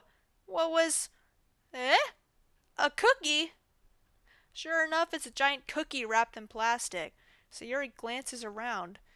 Is this a miracle? It's because I paid my restitution. Retribution. Actually, that one almost worked. Ah! That was too similar. I was just gonna give it to you, but then I heard you blab about the cupcakes. It was totally worth seeing your reaction, though. Ah! Natsuki, that's so nice of you. I'm so happy. Sayori hugs the cookie. Geez, just eat it. Sayori rapidly tears open the wrapper and takes a big bite. So good. Sayori suddenly clasps her hands over her mouth. I bit my tongue. I can't do the... Whatever, they're all gonna sound the same. You're going through a lot over just one cookie. Natsuki takes a bite of her own cookie. Can I have one? Yours looks really good too, Natsuki. Can I try it? Jeez. Beggars can't be choosers. But yours is chocolate. Yeah? Why do you think I gave you that one? Fine. Still, I'm really happy you shared this one with me. Sayori gets out of her seat and goes behind Natsuki. then wraps her arms around her. Oh. Ah, jeez. I get it, I get it. Cookie still in hand, Natsuki reaches up to nudge Sayori off of her. Um. Sayori suddenly leans down and takes a bite out of Natsuki's cookie. Hey! Did you seriously just do that? Ooh hoo hoo hoo. That's not her usual laugh. Mouthful, Sayori trots away to safety. Yuri and I laugh as well. Geez, you're such a kid sometimes. Monica, can you tell Sayori... Eh? Natsuki glances around. Monica isn't in the club room. Ugh. Where's Monica anyway? Good question. Have any of you heard anything about her being late today? Not me. Yeah, I haven't either. That's a bit unusual. I hope she's okay. Of course she's okay. She probably just had something to do today. She's pretty popular after all. Eh? You don't think she has a... I wouldn't be surprised. She's probably more desirable than all of us combined. That's true. Excuse me? Suddenly the door swings open. Water. Monica. Sorry, I'm super sorry. Oh, there you are. I didn't mean to be late. I hope you guys weren't worried or anything. Eh? Monica chose the club over her boyfriend after all. You're so strong-willed. But boyfriend? What on earth are you talking about? Monica quizzically glances at me. Never mind that. What held you up anyway? Well, my last period today was study hall. To be honest, I kinda just lost track of time. That makes no sense, though. You would have heard the bell ring at least. I must not have heard it since I was practicing piano. Piano? I wasn't aware you played music as well, Monica. Of course she does, just add it to the list. She's amazing at everything. I don't really. I kinda just started recently. I've always wanted to learn piano. That's so cool! You should play something for us, Monica. That's... Monica looks at me. Maybe once I get a little bit better, I will. Yay! That sounds cool. I'd also look forward to it. Is that so? In that case, I won't let you down, Isabel. Monica smiles sweetly. I didn't mean any pressure or anything like that. Don't worry. I've been practicing a whole lot recently, and I'd really love the chance to share once I'm ready. I see. In that case, best of luck. Thanks. So I didn't miss anything, did I? Not really. I chose to leave out Sayori's mischievous escapade. I don't know why I said it like that. I'm sure Natsuki will end up complaining to her anyway. Looks like everyone's already settled down. Sayori somehow already finished her entire cookie. Yuri's back to her book and Natsuki disappeared into the closet. Hey, Yuri. Huh? I suddenly noticed that Yuri's reading a different book from the one we've been reading together. Sorry, I didn't mean to interrupt. No. I was kind of just waiting for you. Oh, if that's the case, why don't we go ahead and get started? Yes, let's. Actually, I have a request. Do you mind if I make some tea first? Not at all. Thanks very much. If there's one thing that can make my reading time here any better, it's a nice cup of tea. Not to mention for yourself as well. Yuri stands up and makes her way to the closet. I follow and watch as she retrieves a small water pitcher from the shelf, the kind with a filter inside. Can you hold this for a second? Sure. Yuri hands me the water pitcher and also fetches an electric kettle. I'm going to plug this in at the teacher's desk, and then we'll go get some water. She walks past me and sets the kettle down on the teacher's desk. I simply watch her movements. To my surprise, the way she moves really contrasts her speaking mannerisms, especially because of her long legs. Yuri appears elegant and methodical. Okay, may I have the water pitcher? Thanks, I'll be right back. Might as well walk with you. Yeah, why not? Shall we go then? Yeah. Where are you two off to? We're just... Yuri was going to make some tea, so... I suddenly realized how weird it sounds to explain this to Monica. We're just filling the water pitcher. Ah, okay. Sorry, I was just a bit curious. It's kind of a one-person job, isn't it? That...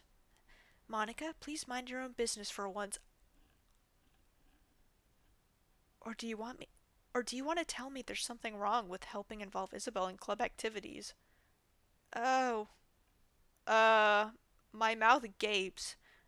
I. I suppose there's nothing wrong with that. Humph.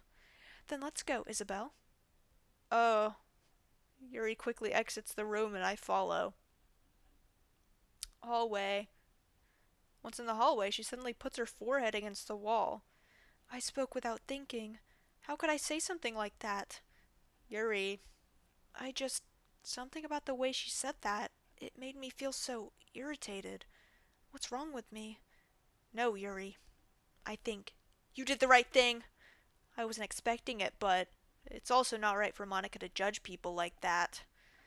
Isabel, how come even when I do something bad, you're being nice to me? Because nothing that you do is as bad as you make it seem in your head. Nobody's perfect. We have emotions and we can't always hide them away. But you always amplify things in your head. Your mind turns a light rain shower into a hurricane. Okay, poetic. Ah, no. Wouldn't you hate me for something as terrible as that? Why would I hate you? I can't hate someone for having emotions. What kind of friend would do that? Friend, you say? Uh, um. Yuri lifts her head. Isabel, I really like being friends with you. Uh, thanks, Yuri. I like being friends with you too. I feel kinda awkward saying something like that, but I'm doing my best to help Yuri feel better. Anyway, yeah. Shall we go? Yeah. Yuri and I walk to the nearest fountain. Once we fill up the water pitcher, we return to the classroom. Woo. Mm.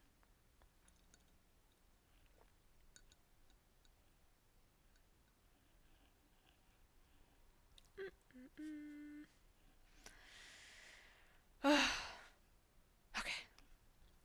Isabel, do you like oolong tea? Yeah. Anything's fine. Very well. Yuri sets the temperature on the kettle to 200 degrees. Now it's time to get the teapot. You really do this properly, don't you? Of course. I shouldn't do any less when I'm making tea for others. Even if I'm not an expert on tea or anything? Hoo hoo. In that case, you'll only be even more impressed. Ah, perhaps I will. Yuri fetches the teapot and begins measuring the tea leaves. To my surprise, she even starts humming a little to herself. You must be in a good mood now. Is that so? I was letting it show. And you noticed. I was doing a bit of thinking, and I decided that I would try expressing myself a little bit more. It turns out it's not very hard for me to do. When it's you who's around anyway. Oh, that's great, Yuri. Just don't push yourself too much. You're always worrying about me, Isabel. It's very endearing. That's... Yuri wasn't kidding. I don't even know if I can keep up with this. I watch Yuri pour a cup of tea for each of us. Isabel, I have another request. Do you mind if we sit on the floor today? Why is that? It's a little bit easier on my back. I can read with my back against the wall rather than bending over at my desk. Oh, sorry, I didn't realize. No worries. I just have back pain fairly regularly, so I do my best to manage it. Is that so? I wonder why that is. It's most likely because uh, my, your posture, right? Always hunched over like that while reading? Yes, I have terrible reading posture, so that's why we should sit on the floor. Fair enough. I'll go ahead and get the book. I retrieve the book from my bag. Oh, I have some chocolate as well. It's a bag of small chocolate candies that I kept hidden from Sayori's candy radar. I take it since it'll go well with the tea. Yuri and I then sit against the wall, teacups at our sides. As if in sync, we assume the same reading position as last time, each holding one half of the book. Except this time, our bodies are even closer to each other. I can't see too well. Yuri slides closer until our shoulders are touching. How am I supposed to focus on reading like this? Yuri was always kinda cute, but when she's being less apprehensive, it's almost more than I can handle. Your teacup. Yuri hands me my teacup. Holding it with my hand that's not holding the book, I end up in a position that makes it even harder to focus. Because now I need to worry about making sure I don't accidentally touch her chest. Meanwhile, Yuri hasn't noticed a single thing. She wears her intense reading expression, and I can only presume the world around her has faded away. I use all of my willpower to focus on reading. After a few minutes, I finally manage to relax a little. I put the teacup between my legs and fumble with the chocolate wrapper. Sorry. I briefly let go of the book to finish opening the wrapper. You can have as much as you want. Ah, that's okay. I won't take any. Are you sure? Well, if I touch it, then I might get smudges on the pages. Oh, you're right. I didn't even think about that. My bad. No need to apologize. I'll hold the book, okay? Are you sure? Of course. Yuri opens the book with both hands. She holds it so that I don't have any harder of a time reading from it. But as a result, her left arm is practically resting on top of my leg. Well, in that case, Yuri's already totally focused on reading again. I take a chocolate candy and pop it into my mouth. Then I take another chocolate, and I hold it up to Yuri. She doesn't even look away from the book. She simply parts her lips as if the situation was completely natural. But that means I can't stop here. I apprehensively place the chocolate in her mouth. Just like that, Yuri closes her lips over it. Eh? Yuri's expression suddenly breaks. Did did I just... Yuri looks at me like she needs to confirm what just happened. Um, Isabel? Sorry. I guess I shouldn't have done that. That's... Well, you were just helping. That's something that friends do, right? I mean, not really in this kind of context, but yeah, that's all it was. Yeah, then you don't need to stop or anything. Oh, I see. The situation has gotten really tense. Yuri tries to return to the book, but I can tell just by her expression that even she can't focus now. My heart is pounding. I nervously take another chocolate between my fingers, but this time, Yuri's eyes meet mine. How did it even come to this? Yuri doesn't avert her gaze. I notice her chest rising and falling to the rhythm of her breaths. I raise my arm. Ah, like before, Yuri parts her lips, but it's different this time. I take the chocolate and place it in her mouth. I feel her hot breath on my fingers.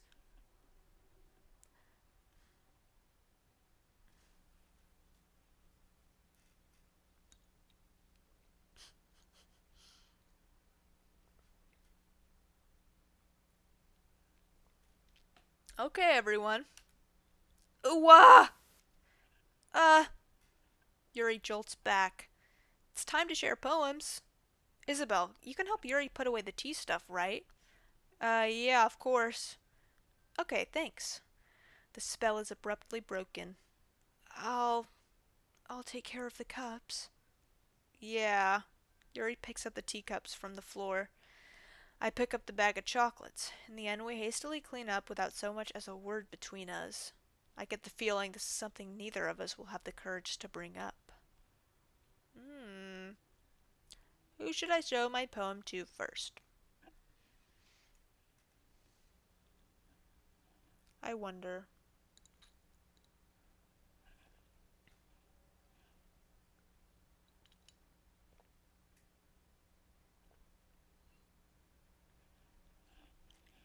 Um, hmm.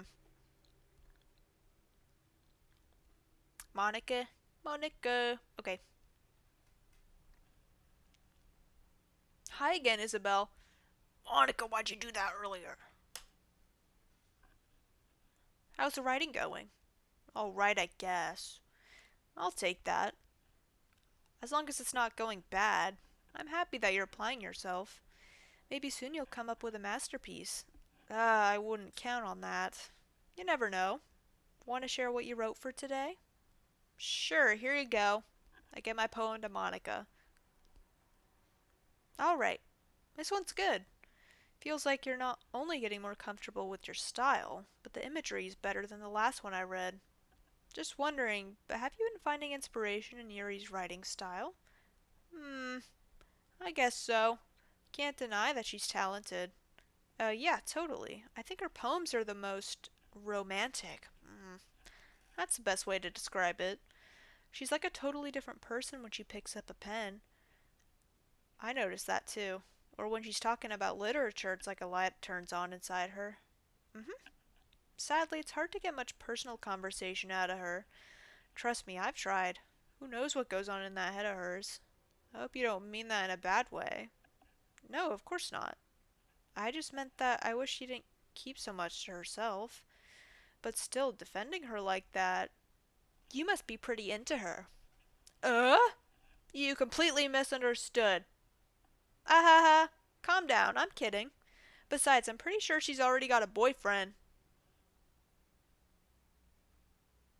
Wait, really? Yeah, a fictional one anyway. Okay, right. Monica kind of whispers that last part to me. It's just a hunch, but. Well, there's not really anything wrong with that. Oh, well, I know. I was just saying. But anyway, you want to read my poem now? I like the way this one turned out, so I hope you do too. I hope it's not about a glory hole again. Alright, let's take a look. Save me. The colors, they won't stop. Bright, beautiful colors, flashing, expanding, piercing. Red, green, blue. An endless cacophony of meaningless noise. The noise, it won't stop. Violent, grating waveforms, squeaking, screeching, piercing. Sine, cosine, tangent. Like playing a chalkboard on a turntable. Like playing a vinyl on a pizza crust. An endless poem of meaningless.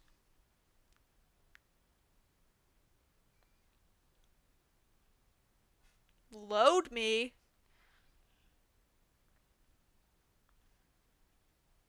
What do you mean by that? Huh. It's even more abstract than your last one, huh? Uh, I guess it's just the way I write. I'm sorry if you don't like it. No, I never said that. It's just a kind of thing I've never really seen before, I guess. I kind of like playing with my space on the paper. Choosing where and how to space your words can totally change the mood of the poem. It's almost like magic. The way I wrote the lines really short makes it feel like they're trying to speak over the noise. I see. Still hard for me to tell what it's about, though. Sometimes asking what a poem is about isn't the right question. A poem can be as abstract as a physical expression of a feeling, or a conversation with the reader. So, putting it that way, not every poem is about something. Anyway, here's Monica's writing tip of the day. Sometimes you'll find yourself facing a difficult decision.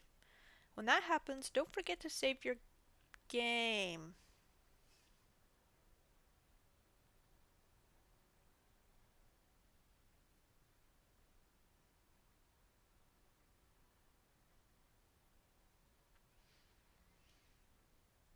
You never know when you might change your mind, or when something unexpected may happen.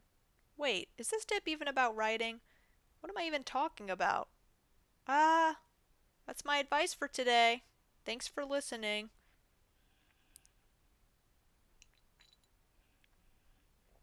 Okay. I'm going to pick. Sayori. Mm, ooh. I like this one, Isabel. It has some nice feelings in it. Oh, I'm glad. Does that mean it's better than yesterday's? Let me think. I don't know. I guess I like them both. That's not very helpful, you know. Well, I'm not very good at figuring out if poems are good or bad, but that's why I just go by my heart. If it makes me feel things, then it must be a good poem. I'm not sure that's exactly how it works. Ow. And again, I guess conveying feelings is a pretty important part of this whole thing. Yeah, maybe. Honestly, I don't even know what kind of writing you like in the first place. Wait, did I read that correctly? Yeah, I did. Yeah, me neither. Oh. Ugh. Why don't you at least try giving it some thought? Aw, you want to write something for me? That's so sweet. Yeah, right. But you're always thinking about other people. You need to think about yourself once in a while. you don't, you might end up getting hurt at some point. Eh? Well, I don't really know what you mean, but I'll try to keep that in mind. Well, whatever. Anyway, let's see. Hmm. I guess I like happy poems. Wait, sometimes I like sad poems too. Sometimes a little bit of both. There's a word for that, right? What's the word I'm looking for? Bittersweet. Yeah, I like things that are happy and things that are sad. Happy and sad? I can't see you liking something sad, Sayuri. Well, I like happy the most.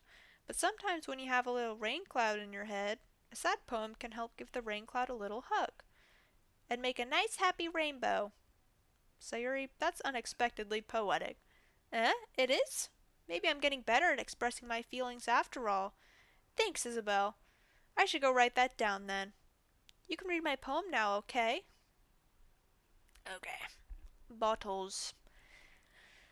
I don't think I'm gonna do the voices when I'm reading the poems, because this is already taking a toll on me. Okay. Bottles. I pop off my scalp like the lid of a cookie jar.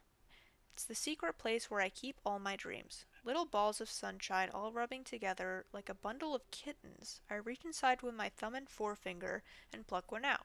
It's warm and tingly.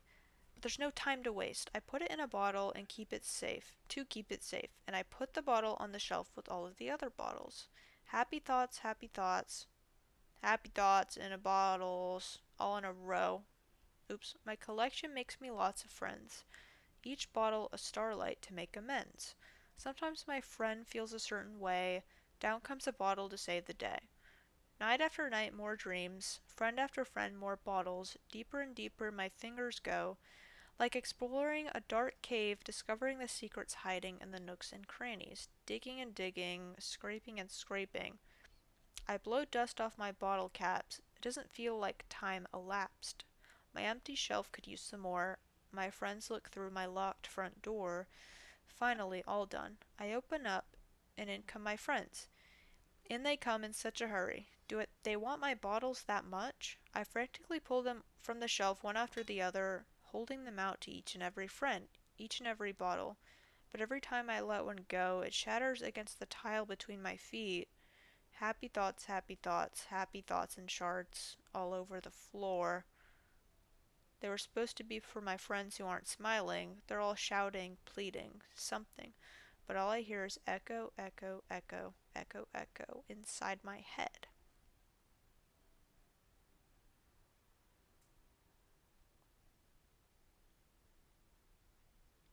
Holy crap. Holy crap, Lois. Did you really write this? Of course I did. Didn't I tell you yesterday I was going to write the best poem ever? Yeah, but I mean, I didn't expect something like this coming from you. Monica taught me a whole lot, and I've been really in touch with my feelings recently. I see that. It's almost kind of creepy. Creepy? Well, not exactly. Maybe because I'm so used to you being cheerful. Well, never mind. I'm thinking too hard about it. The point is, it came out good, so you should be proud of it. Aw, thanks. I feel like I was meant to express myself this way. It even helps me understand my own feelings a little bit better. Writing is like magic. You've gotten pretty passionate about this, huh? I hope you keep it up. Yeah! Writing's the best! I'm gonna keep writing until I die! Don't get ahead of yourself. Sayori's always had a habit of getting obsessed with something before dropping it no more than a week later. I wonder if this is one of those times. But seeing the passion in her eyes makes it hard for me to be pessimistic. Hmm.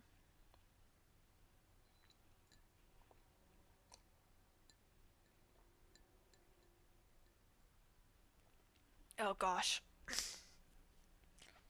Hmm. Well, I can admit it's better than the last one. It's nice to see that you're putting in some effort. That's good. But I still don't like this at all. Oh.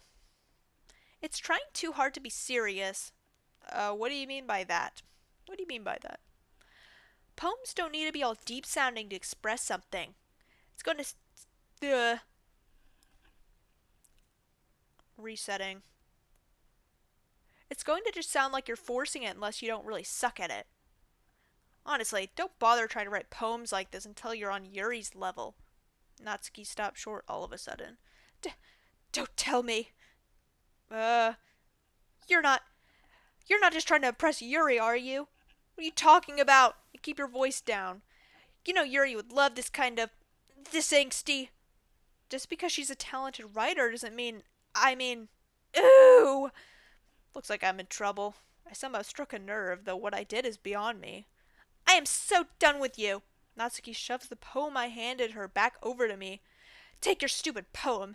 If you wrote it for someone else, just don't show it to me. Ouch. This is what I get for letting a younger girl step into my business. Unless I was a mind reader, I was destined to be in a world of pain from the start.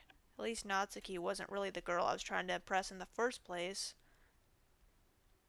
I don't get to read hers. Eagles can fly.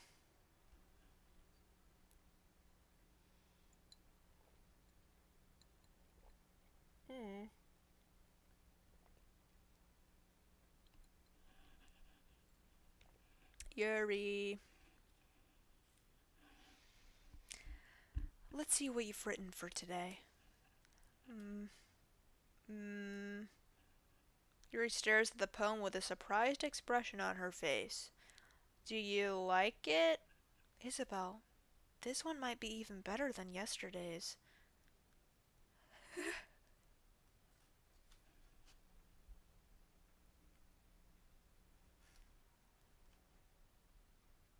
Oh wait, what happened after you ate the moldy cheese?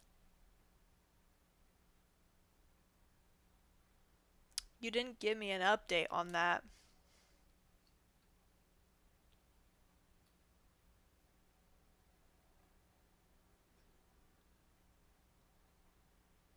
Yeah, it could have been. Oh my gosh, I just realized. How do I put the chat on the screen? I'm such an idiot.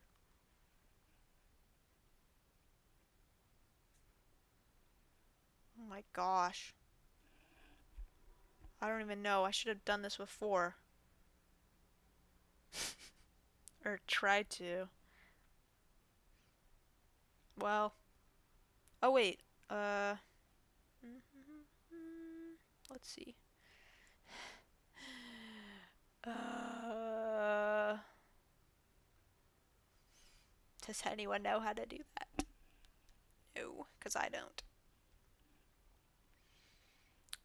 Bro, it's been 2 hours. And I only just realized.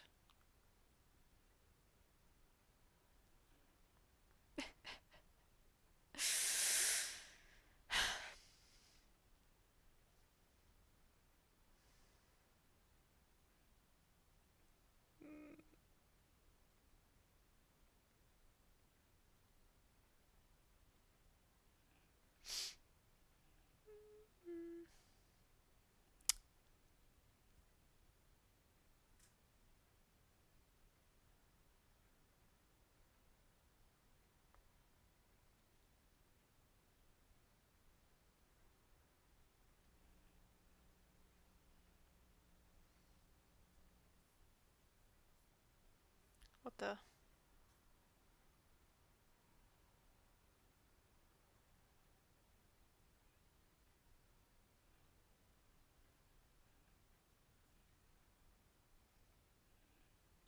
Appearance.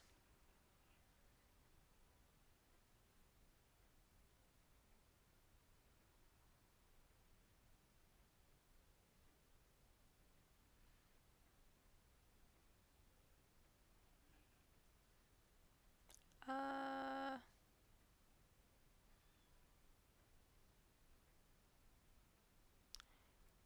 Uh. I don't know if I can do that.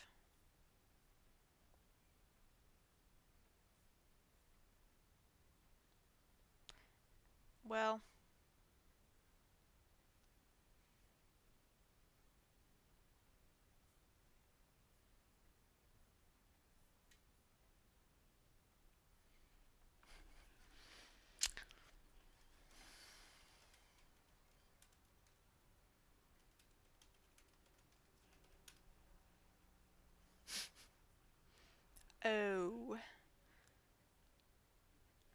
So it was something I should have done before I went live. Okay.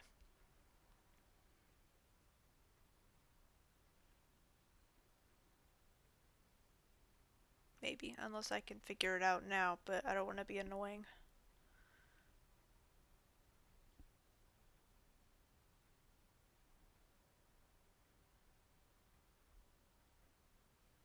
Ew, I just got a Ludwig jump scare. I don't know what I'm doing. Um,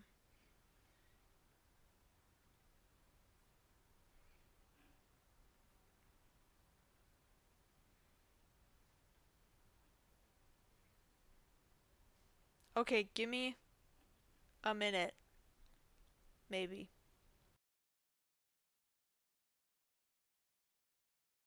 Oh wait, let me...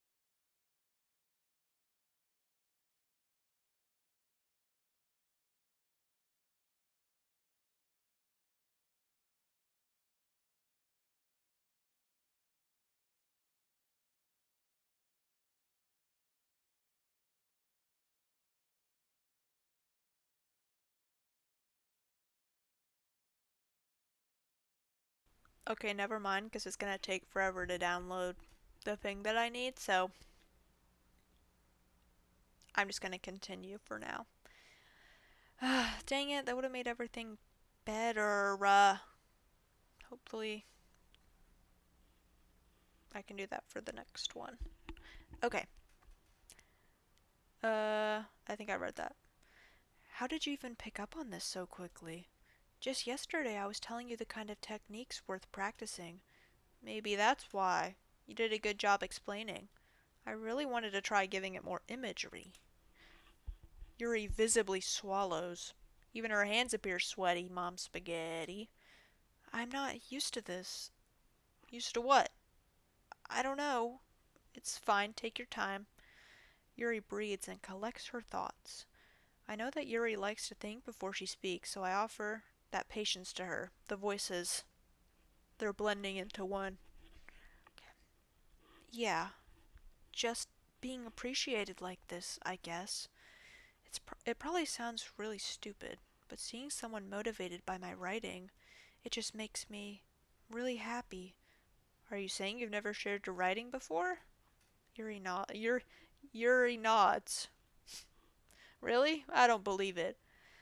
I really only write for myself, and besides, people would just laugh at me. Do you really think that? Again, Yuri nods. Huh. Even your close friends? Yuri doesn't respond to that. I wonder why. Anyway, do you want to share the poem you wrote today? Yeah, I do. If it's with you. Okay. The raccoon. It happened in the dead of night while I was slicing bread for a guilty snack. My attention was caught by the scuttering of a raccoon outside my window. That was, I believe, the first time I noticed my strange tendencies as an unordinary human. I gave the raccoon a piece of bread, my subconscious well aware of the consequences, well aware that a raccoon that is fed will always come back for more. The enticing beauty of my cutting knife was the symptom, the bread my hungry curiosity, the raccoon an urge. The moon increments its phase and reflects that much more light off of my cutting knife. The very same light that glistens in the eyes of my raccoon friend. I slice the bread fresh and soft. The raccoon becomes excited, or perhaps I'm merely projecting my emotions onto the newly satisfied animal. The raccoon has taken to following me. You could say that we've gotten quite used to each other. The raccoon becomes hungry more and more frequently, so my bread is always handy. Every time I brandish my cutting knife, the raccoon shows me its excitement. A rush of blood. Classic Pavlovian conditioning. I slice the bread, and I feed myself again.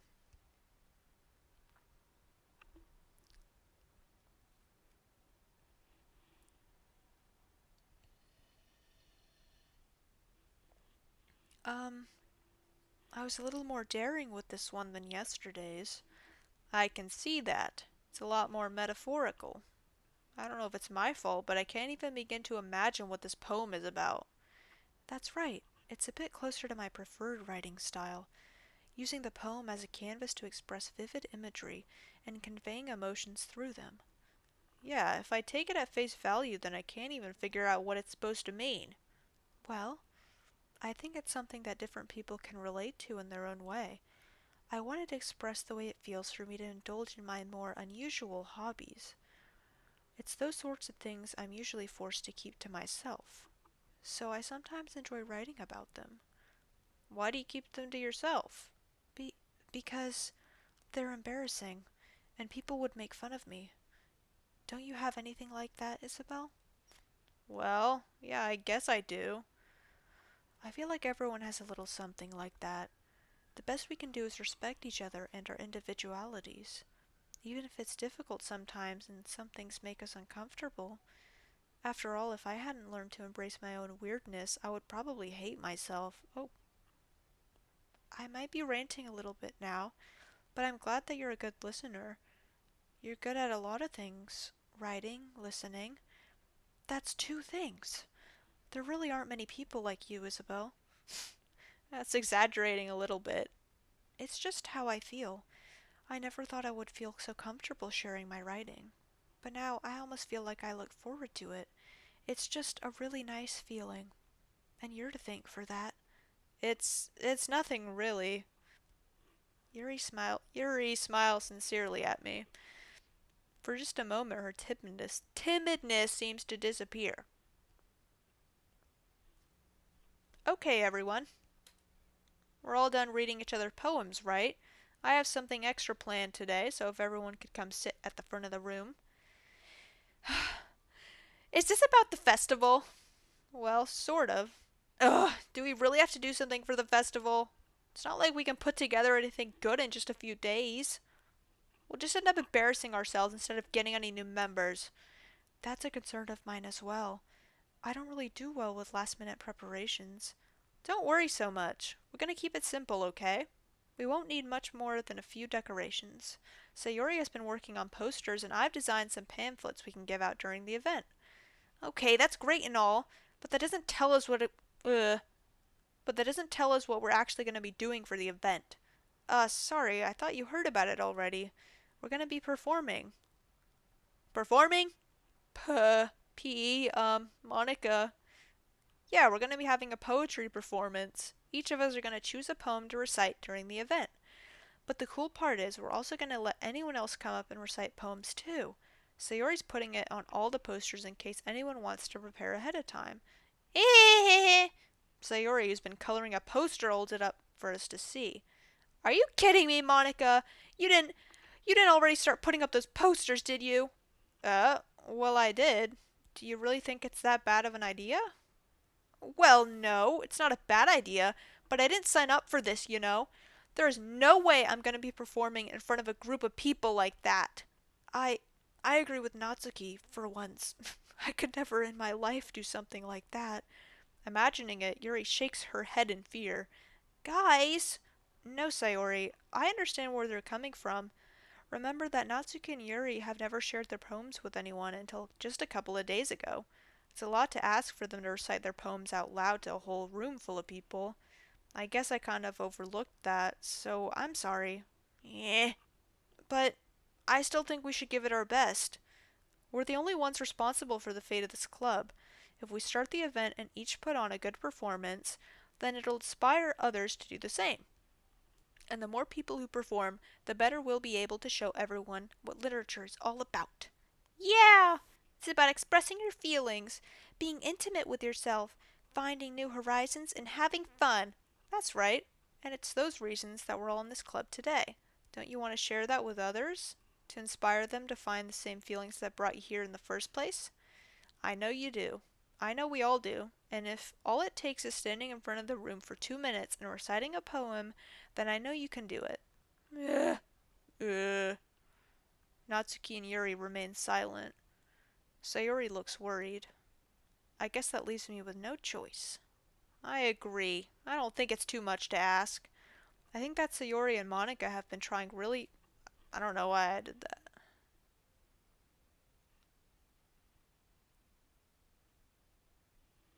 Sorry, give me one sec.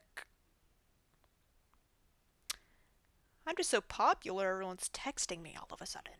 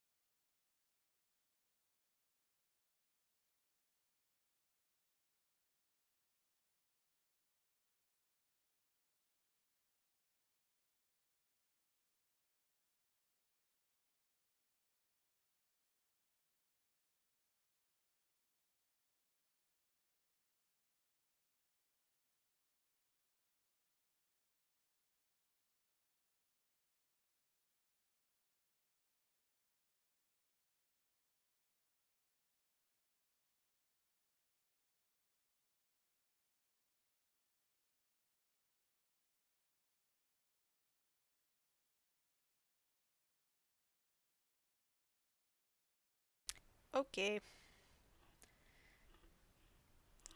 where was I? The least we can do is help them out a little bit. Well, maybe, but. Ooh! Looks like Natsuki doesn't have any arguments left. Ooh! Oh, I already made that sound. Whatever.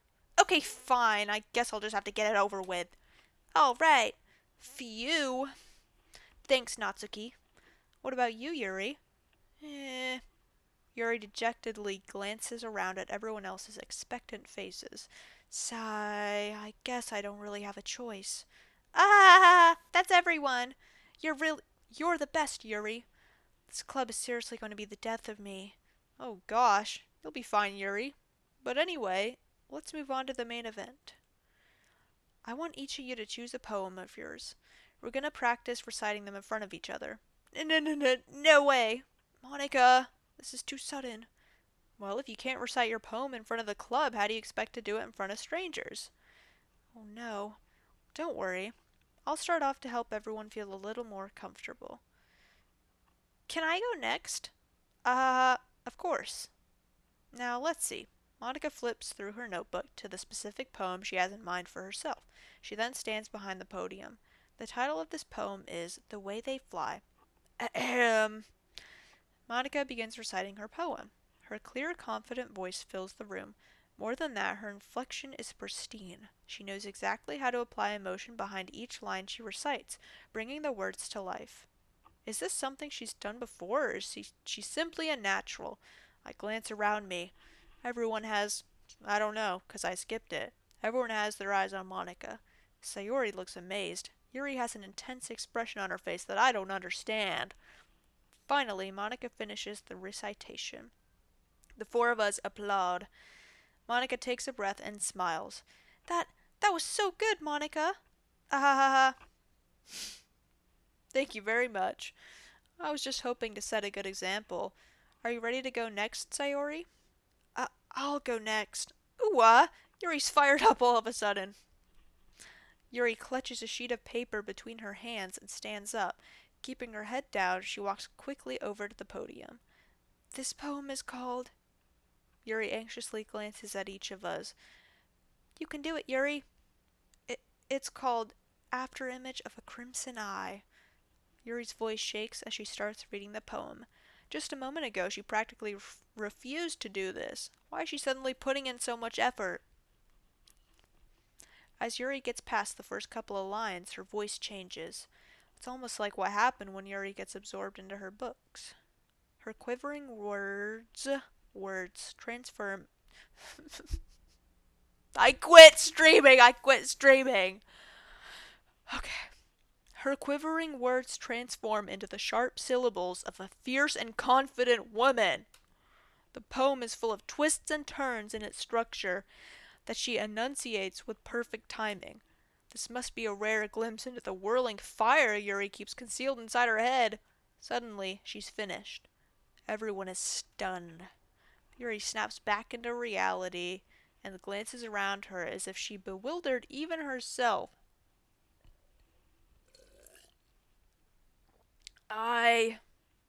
It's up to me to save this situation, I guess. I'm the first to start applauding. Everyone joins me afterward, and we give Yuri the recognition she deserves. It's not that we didn't want to applaud for her, but we were caught so off guard that we must have forgotten. As we applaud, Yuri holds the poem to her chest and rushes back into her seat. Yuri, that was really good. Thank you for sharing. Looks like Yuri's down for the count. Okay, I guess I'm next then. Sayori hops out of her chair and cheerfully walks to the podium. This one's called My Meadow. Ah. Ah! Sorry, I giggled. Eehee. Sayori, it's a lot harder than I thought. How did you guys do it so easily? Try not to think of it like you're reciting to other people. Imagine you're reciting it to yourself, like in front of a mirror or in your own head. It's your poem, so it'll come out best that way. I see. Okay then.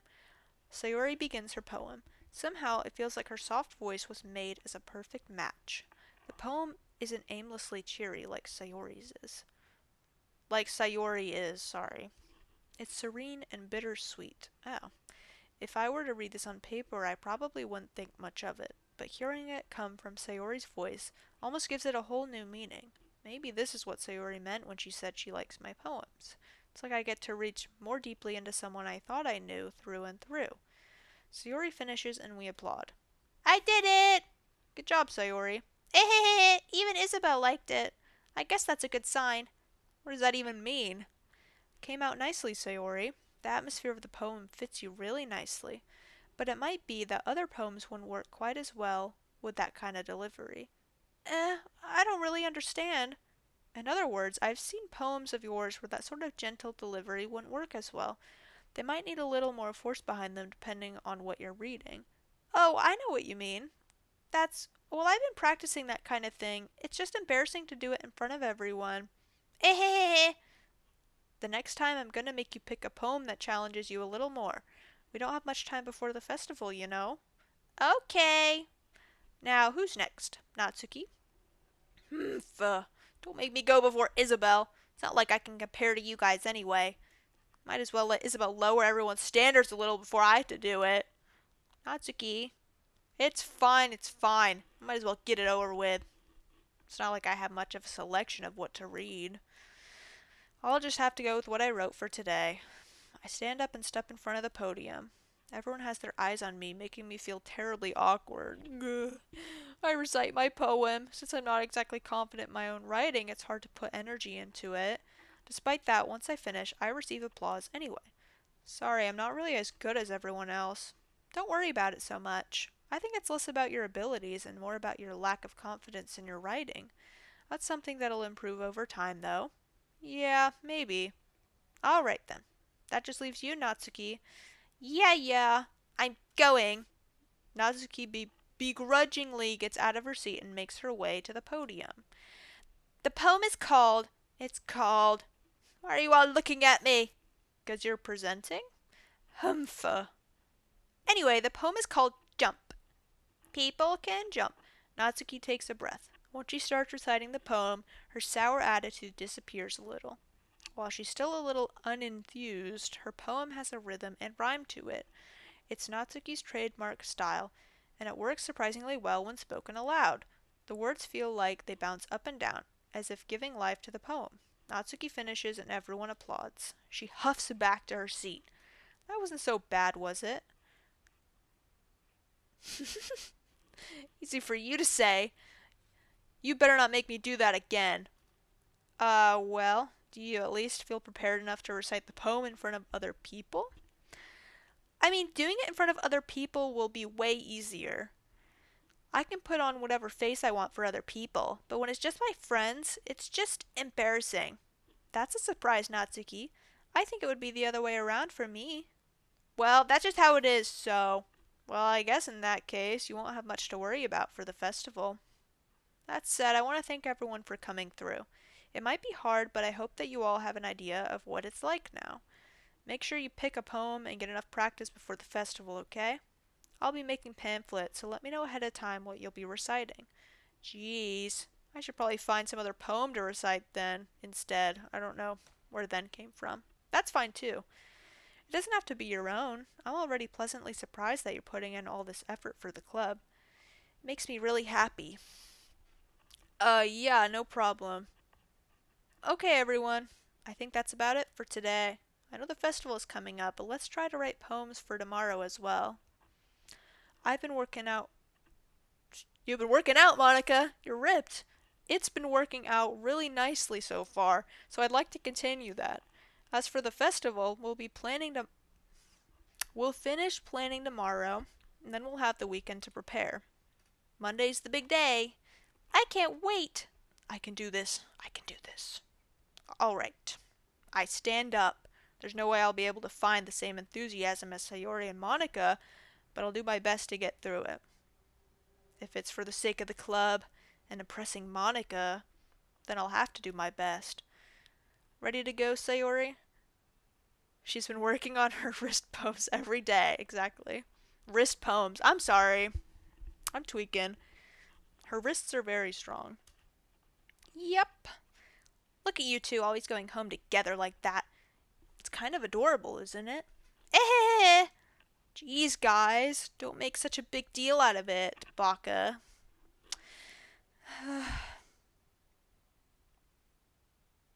Sorry, I just had to reset after that one. Okay. Must be a little nice, though. Well, how am I supposed to respond to that? It's okay, Isabel. You don't have to say it. Whatever. Let's go already. I walk home with Sayori once more. Even though it's only been a few days, a lot of things have already changed. But today Sayori's being a little quieter than usual on the way home. Hey, Sayori. Sorry, I was spacing out. Oh, no wonder. I was thinking about something from earlier. I like how we get to... I mean, Sayori fumbles with her words. So let's just say that one day Yuri asked to walk home with you. Huh? What would you do? What kind of question is that? You're kind of putting me on the spot here. Eh. Well,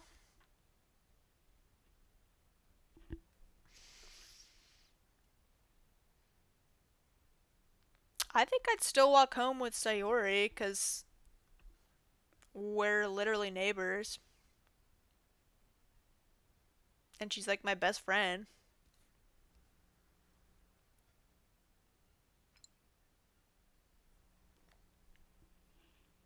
I'd still walk home with you. Sayori, you really think I would ditch you for Yuri? Eh? But she's so beautiful and smart. Jeez, I already see her in the club every day. Besides, you always seem to really like going home together. I wouldn't just ruin that for you. You're so silly, Isabel. You think about me too much sometimes. Yuri would deserve it if she wanted it, so. Sayori, I've already made up my mind. I really can't figure you out sometimes. Sorry. Besides, what's the point in speculating something that's never going to happen? Hmm.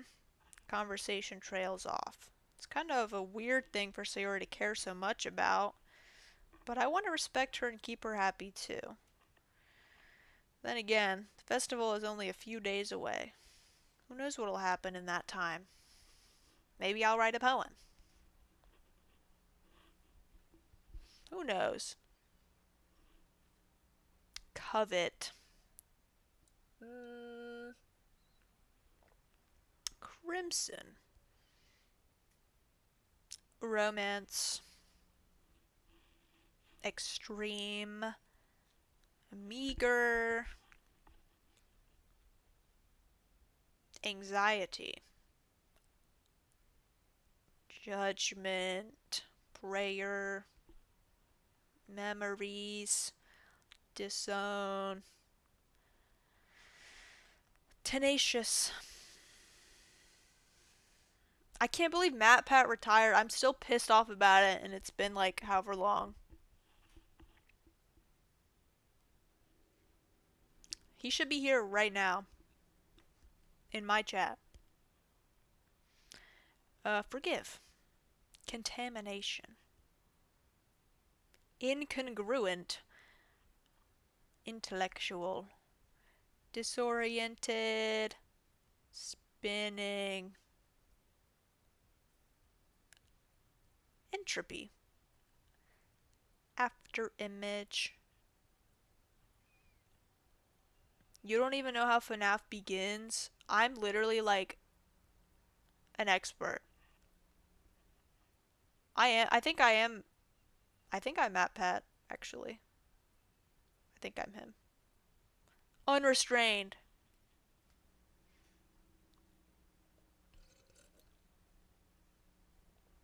Oh man, I'm the last one here again. Don't worry, I just walked in too. Were you practicing piano again? Yeah. Hack his channel, start making videos. Okay, but don't tell anyone. You were good at the games. Which ones?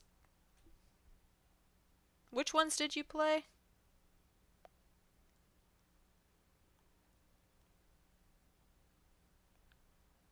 I should play that on stream.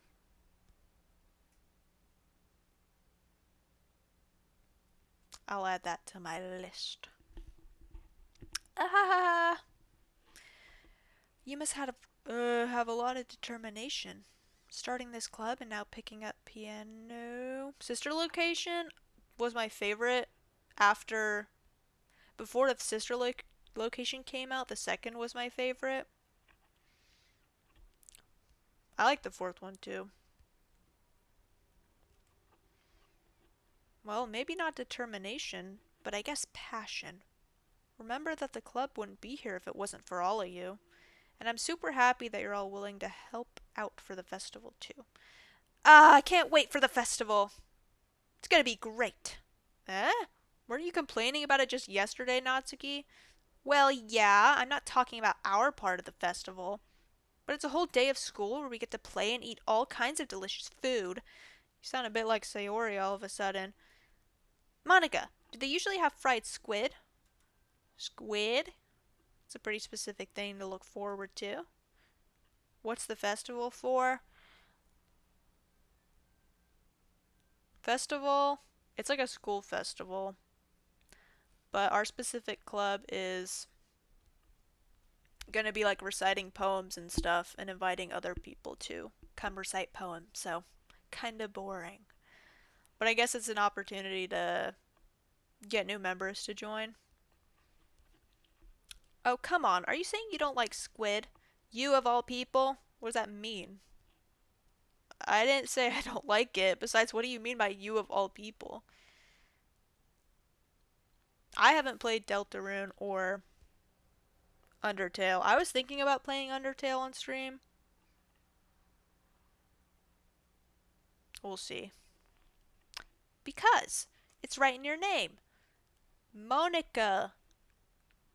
Eh? That's not how you say my name at all. Also, that joke makes no sense in translation. Eh? Never mind.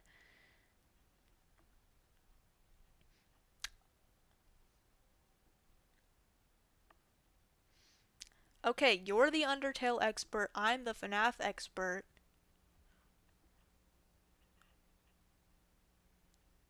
Brianna, what are you the expert of?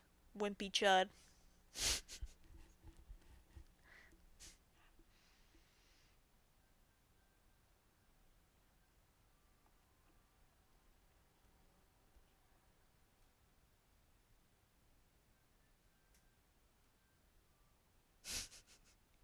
Let's just focus on our own event for now, okay?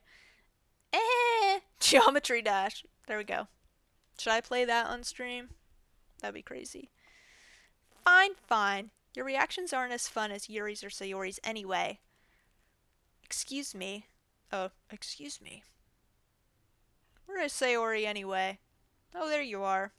Sayori's sitting at a desk in the corner of her room, looking down at nothing. I walk over to her. Hey, Sayori. I wave my hand in front of her face. Eh? You're spacing out again. I forget my camera's up there. So I keep looking over here because chat's over here. Oh well. Sorry. Don't mind me. You can go talk to everyone else. Is everything alright? Of course. Why wouldn't it be? Just feels like you're a little off. Sorry for assuming things. Geez, you worry too much about me. I'm fine, see? Sayori shows me a big smile. Don't let me distract you from having fun with everyone. Well, alright, if you say so. I wordly glance at Sayori before turning back toward everyone else. But the conversation is already dispersed, with everyone back at their usual activities. Maybe I should ask Monica if she's noticed anything about Sayori recently. Since they've been preparing for the festival, they must be spending a lot of time together. I timidly approach Monica, who's shuffling through some papers at her desk. Isabel, what's up? Hey, this might sound a little strange, but have you noticed anything up with Sayori recently? Anything up with her? In what way do you mean? Maybe I'm reading into it a little too much, but she seems a bit downcast today. Oh, you think so? I can't say I've noticed anything about her. Monica peers across the room at Sayori, who's idly dragging a rubber eraser up and down her desk. Maybe there is something on her mind, but I'm surprised. The SpongeBob clip. I'm surprised I'm not the one asking you, Isabel. Certainly know her a lot better than I do. Yeah, but she's never really like this. She's always talked to me about things that bothered her. This time when I asked her, she was really dismissive. Sorry, I know it's not your problem. I just wanted to ask if you knew anything, so I'll drop it now. No, it's important to me too. I mean, I'm also friends with her, and I also care about the well-being of my club members, you know? Maybe I'll try talking to her myself. Are you sure about that? She seemed like she wanted to be left alone. Are you sure? Maybe she just has a hard time bringing it up with the person of interest. Person of interest? What do you mean by that? I'm saying that maybe the thing on her mind is you, Isabel. Me? How on earth would you come to that conclusion? Well, I probably shouldn't say too much, but Sayori talks about you more than anything else, you know. Eh? She's been so much happier ever since you joined the club. It's like an extra light was turned on inside of her. What? No way. Sayori is always like that. She's always been full of sunshine. It's not any different now than it always has been. Eh, you're so funny, Isabel. Have you thought that maybe you've always seen her as so cheerful because that's just how she is when she's around you?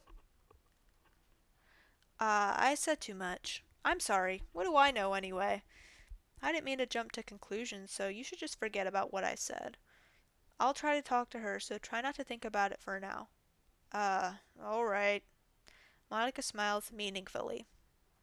I know she said to forget about it, but I already know that I won't be able to get her words out of my head. Monica stands up from her desk and walks across the room to where Sayori is sitting. I watch her kneel down next to Sayori and gently talk to her. But she's keeping her voice so quiet that I can't hear her from here. I sigh and sit myself down. I know Sayori told me not to worry about her and to have fun with everyone else. But that's impossible to do when she's behaving like this. Exactly how much do I care about her that I'm letting this weigh me down so much? Now it feels like I'm the one behaving out of the ordinary, but there's nothing I can do besides wait for Monica. Why does it feel like I'm being watched? I glance around the room. Suddenly, I notice Yuri peering at me from over her book, but she looks away just as quickly with a flustered look on her face. I realize that she won't get anywhere like this. I've never really seen Yuri approach anyone or start a conversation on her own accord, so I have no choice but to approach her myself. By now, it's a little easier for me to do that. I stand up from my desk and sit in the one next to her own. I didn't mean to bother you or anything. Relax, you didn't even do anything. But I could tell that you wanted to be alone with your thoughts. Alone with my thoughts? How are you even able to tell that I was thinking like that? Well, it's something that I do a lot, so it wasn't hard for me to spot based on your posture and expression. And not that I was staring or anything. I didn't do anything creepy like that. In any case, I guess you were right. I'm sorry if I caused you any concern. Don't apologize. Your troubles are only the concern of those who willingly share in that concern. Of course, there are certainly those who will find the most comfort in keeping to themselves, but if you would prefer to share what's on your mind, then I would be glad to listen. Oh, it's really not that big of a deal. I was just feeling a bit uneasy about Sayori. Sayori? Yeah, she seemed a little off today, but when I asked her about it, she didn't want to admit it to me. So I can't help but wonder if something happened to her. Oh? That's quite romantic. Eh?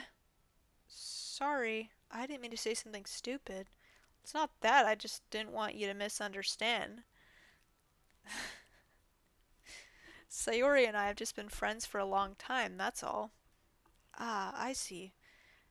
Then perhaps it is unusual for her to be dismissive to you about her feelings. Or maybe I'm just reading into it a little too much. Isabel, the world is full of meaning, often hidden beneath plain sight, and there are many untold mysteries behind every person, no matter how well you may know them. Ah, so you think that there might be something behind it after all? I think that Sayori is a very complex person. Her mannerisms on the outside don't always match what may be going on inside her head, and she may not always know what she wants. I notice her strange behavior today too, and I also feel some concern for her. But in your case, it looked like she was fully occupying your thoughts, wasn't she? Well, I guess that was the case. Sayori, she really means a lot to you, doesn't she? Uh, I guess. But you don't need to put it that way. We're just good friends, that's all. Hmm. Yuri suddenly looks deeply into my eyes. Her expression is gentle and curious, as if she was searching for something. Embarrassed, I avert my gaze. Sometimes a person's mysteries are untold even to themselves, and you, as someone honest and caring, may uncover feelings you weren't aware were in you. That is, I think that she would be a very fortunate person to have you feel that way about her. Yuri, you're giving me too much credit.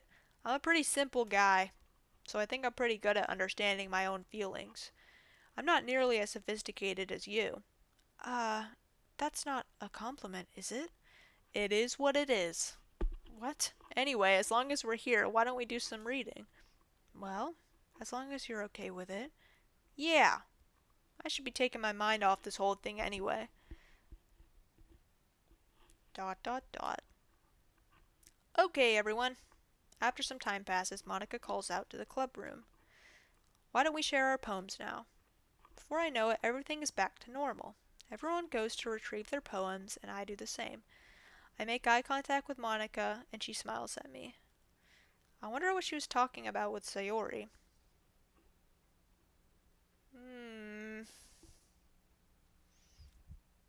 I wonder.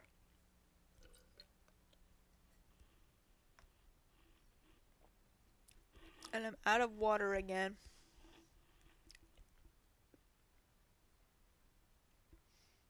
Okay, I'll be back in actually a second. It won't be as long as last time.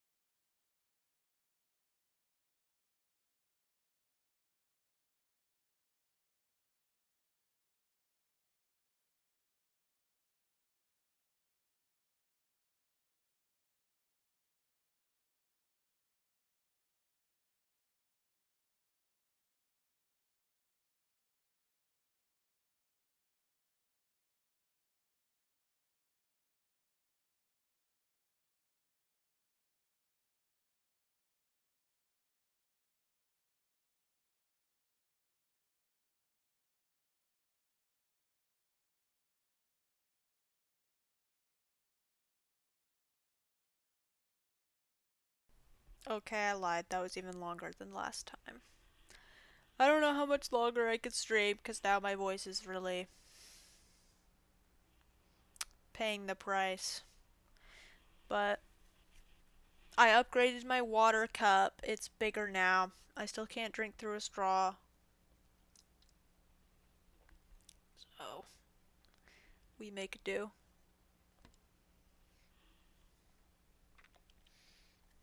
Okay. I will show my poem to Yuri first, 'cause I want to switch it up. Dot dot dot. Isabel, your writing has only improved in these last few days. Every poem you've shown me has been nothing short of spectacular. I can really feel the emotions. I'm a little envious even. I don't think it ever came to me this naturally. Yuri, that's the wrong way to put it. This never did come naturally to me, but I've been able to improve so much thanks to you. You're really the example I was chasing after. Is that so? Yuri gently smiles to herself. This feeling, I'm so glad I got the chance to share my writing. I never thought it would feel like this. I remember you mentioning that yesterday. I can't believe that you're so good at something and you never even shared it with anyone. It's kind of a shame. Maybe, but it's not like I really had a choice. What do you mean? Well, Yuri smiles sadly. Isabel, during lunchtime, I eat by myself. Did you know that?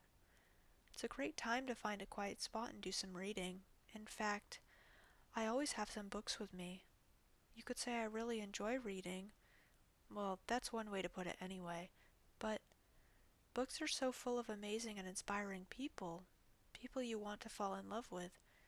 Or people you just know would make a really good friend. Cheerful people who always put a smile on your face. Or deep thinkers and problem solvers who discover the mysteries of life. So when you look at it that way, I'm surrounded by friends every day, you know? And those friends don't laugh at me. They don't tease me for spacing out all the time. They don't make fun of my body type. And they don't hate me for acting like a know-it-all. People say that about you? I'm not a know-it-all, Isabel. It's the opposite. I don't know anything. I don't know how to talk to people. I don't know how to make people see me as normal. I don't even know how to make myself happy. I have all these feelings, and all I can do with them is read and write. But it wasn't until now that I started sharing it with you that I really understood what was missing all this time. But I haven't really done anything. No, that's wrong. Just being patient and respectful, that's really important to me. I know I'm a difficult person, Isabel. I speak too slowly. I second guess myself all the time. I read too deeply into things. But every time, you've always treated me just like anyone else.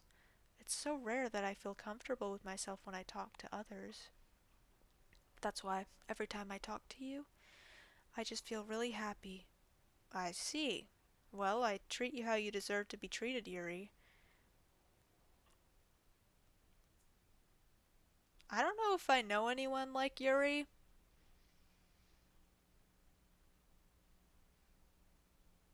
I don't know. I feel like I have some similarities with her. I don't read though, so not that. And I'm not like good, like that smart with writing and stuff. But other stuff I can definitely relate to. And if other people don't see it that way, then screw them! I mean, I joined this club hoping I would make friends. And I would say I've had at least one success. Wouldn't you? Um, if you put it that way, yeah. We really are friends now, aren't we? Yuri puts her head in her hands. But this time she's smiling as she does it. Do you want to show me your poem? Yeah, I do. Let me get it for you. Oh, part two. Oh, wait, this was the first one. Okay. The tendrils of my hair illuminate beneath the amber glow, bathing. In the distance, a blue-green light flickers. A lone figure crosses its path, a silhouette obstructing the eerie glow. My heart pounds. The silhouette grows closer, closer. I open my umbrella, casting a shadow to shield me from visibility. But I'm too late. He steps into the streetlight. I gasp and drop my umbrella. The light flickers. My heart pounds. He raises his arm. Time stops. The only indication of movement is the amber light flickering against his outstretched arm. The flickering light is in rhythm with the pounding of my heart, teasing me for succumbing to this forbidden emotion. Have you ever heard of a ghost feeling warmth before? Giving up on understanding, I laugh. Understanding is overrated. I touch his hand. The flickering stops. Ghosts are blue-green. My heart is amber.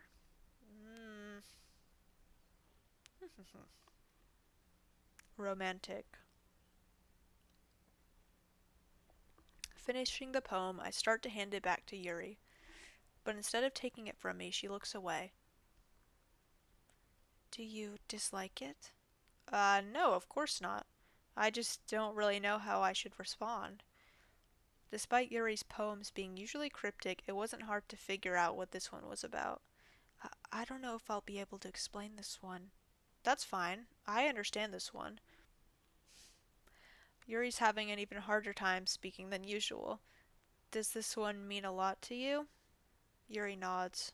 I'm not really good with words, but I'm happy that you shared it with me. So thank you. And I hope we keep spending time together. Despite my inability to make eye contact, I see a faint smile emerge on Yuri's lips. I once again try to hand the poem back to her. But instead Yuri gently takes my hands and pushes them back toward me. I hesitate in response to her warm touch. You can, the poem is... Once again, Yuri fails to form a complete sentence. You mean I can keep it? Yuri nods. I'd love to. Again, Yuri faintly smiles, as if she doesn't want me to notice. You always make me feel nice. I know I'm not good with people, but I hope that I can return the favor sometimes. Yeah, don't worry. I think you do a good job. Yuri finally turns back towards me. I guess we should move on before Monica says something, but I'm sure we can talk again later. Yeah, I'm sure we will. With that, Yuri timidly smiles at me. Well, no, she gave me her poem. Right? Yeah. So I still have mine to show everyone else. I think. Right? Yeah. Oh, that's what you meant. Wait, yeah. I guess she didn't think about that. Well, I guess she wrote it for me. So, sucks for everyone else.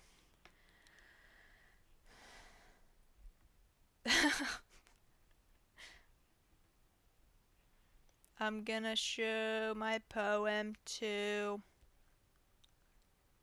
my favorite character, Natsuki. Okay, never mind. Yeah, no thanks. You didn't even... Next! Okay. I'm gonna talk to Sayori, because she's sad today. ...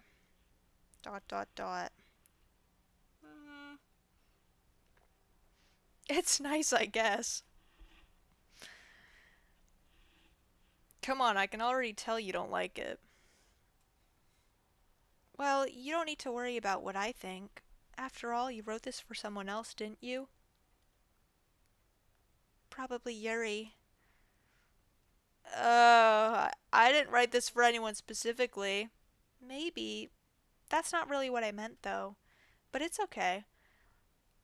You're making new friends just like I was hoping. That makes me really happy. And you're happy too, right? In this club? Well, of course I am. Good. That's all that matters to me. Thank you, Isabel. Sayori? There's something wrong? Huh? No, nothing. I'm just a little tired today. Ehehehe. Alright. Just tell me if you need anything. I will. Don't worry about me, okay? You can go play with everyone else now. If you insist. Yay! I'm gonna go home a little bit early today. Sayori? Tell Monica I wasn't feeling well, okay? I'll see you tomorrow. Before I can say anything else, Sayori cheerfully walks out the classroom humming to herself. Okay. Well, I guess I don't get to see her poem. Monica. Hi, Isabel. Have you thought about what you want to submit to perform at the festival? Well, being in this club is one thing, but I literally just like that was a crazy stutter. Performing in front of a bunch of people, I'll have to give it some more thought. Okay, no pressure. But whatever you do, I'm sure it'll turn out great. It would also make me happy to see. Ah ha ha ha. Anyway, let's take a look at today's poem. Sure. I let Monica take the poem I'm holding in my hands. Your style's gotten so refined, Isabel. Yuri's been teaching you a lot of things, hasn't she? Well, I guess so. Yeah, I've been noticing how much time you spend with her. I think I've heard her say more words these past couple days than she's talked in the whole year. Not sure how you did it, but that's pretty impressive. Well, she just needs some patience and a way to talk about all the things in her head, I guess. I'm still getting the hang of it myself. You're certainly putting in a lot of effort. You must really like her. Oh, that's... Ah ha ha ha! It's awfully suspicious, you know. Spending time with her in the clubroom every single day. Reading that edgy novel with her. Well, I just feel bad that she has a hard time socializing. Makes me want to make sure she doesn't spend all her time alone. Besides, the novel isn't too bad either, you know. All right, I get you. Just be careful, all right? I know that Yuri isn't used to opening herself up, so if something bad happens while she's vulnerable, then it could be really hard for her. Her books aren't a total escape from reality. They're just a bandage. You say that like I'm going to hurt her. Sorry, I didn't really mean that. If anything, she might accidentally hurt herself. Anyway, I'll share my poem with you now, alright? Okay. The Lady Who Knows Everything. An old tale tells of a lady who wanders earth, the lady who knows everything. A beautiful lady who has found every answer, all meaning, all purpose, and all that was ever sought. And here I am, a feather, lost adrift the sky, victim of the currents of the wind. Day after day I search. I search with little hope, knowing legends don't exist. But when all else has failed me, when all others have turned away, the legend is all that remains, the last dim star glimmering in the twilit sky, until one day the wind ceases to blow. I fall, and I fall and fall, and fall even more, gentle as a feather, a dry quill, expressionless. But a hand catches me between the thumb and forefinger, the hand of a beautiful lady. I look at her eyes and find no end to her gaze. The lady who knows everything knows what I am thinking. Before I can speak, she responds in a hollow voice. I have found every answer, all of which amount to nothing. There is no meaning, there is no purpose, and we seek only the impossible. I am not your legend. Your legend does not exist. And with a breath she blows me back afloat, and I pick up a gust of wind.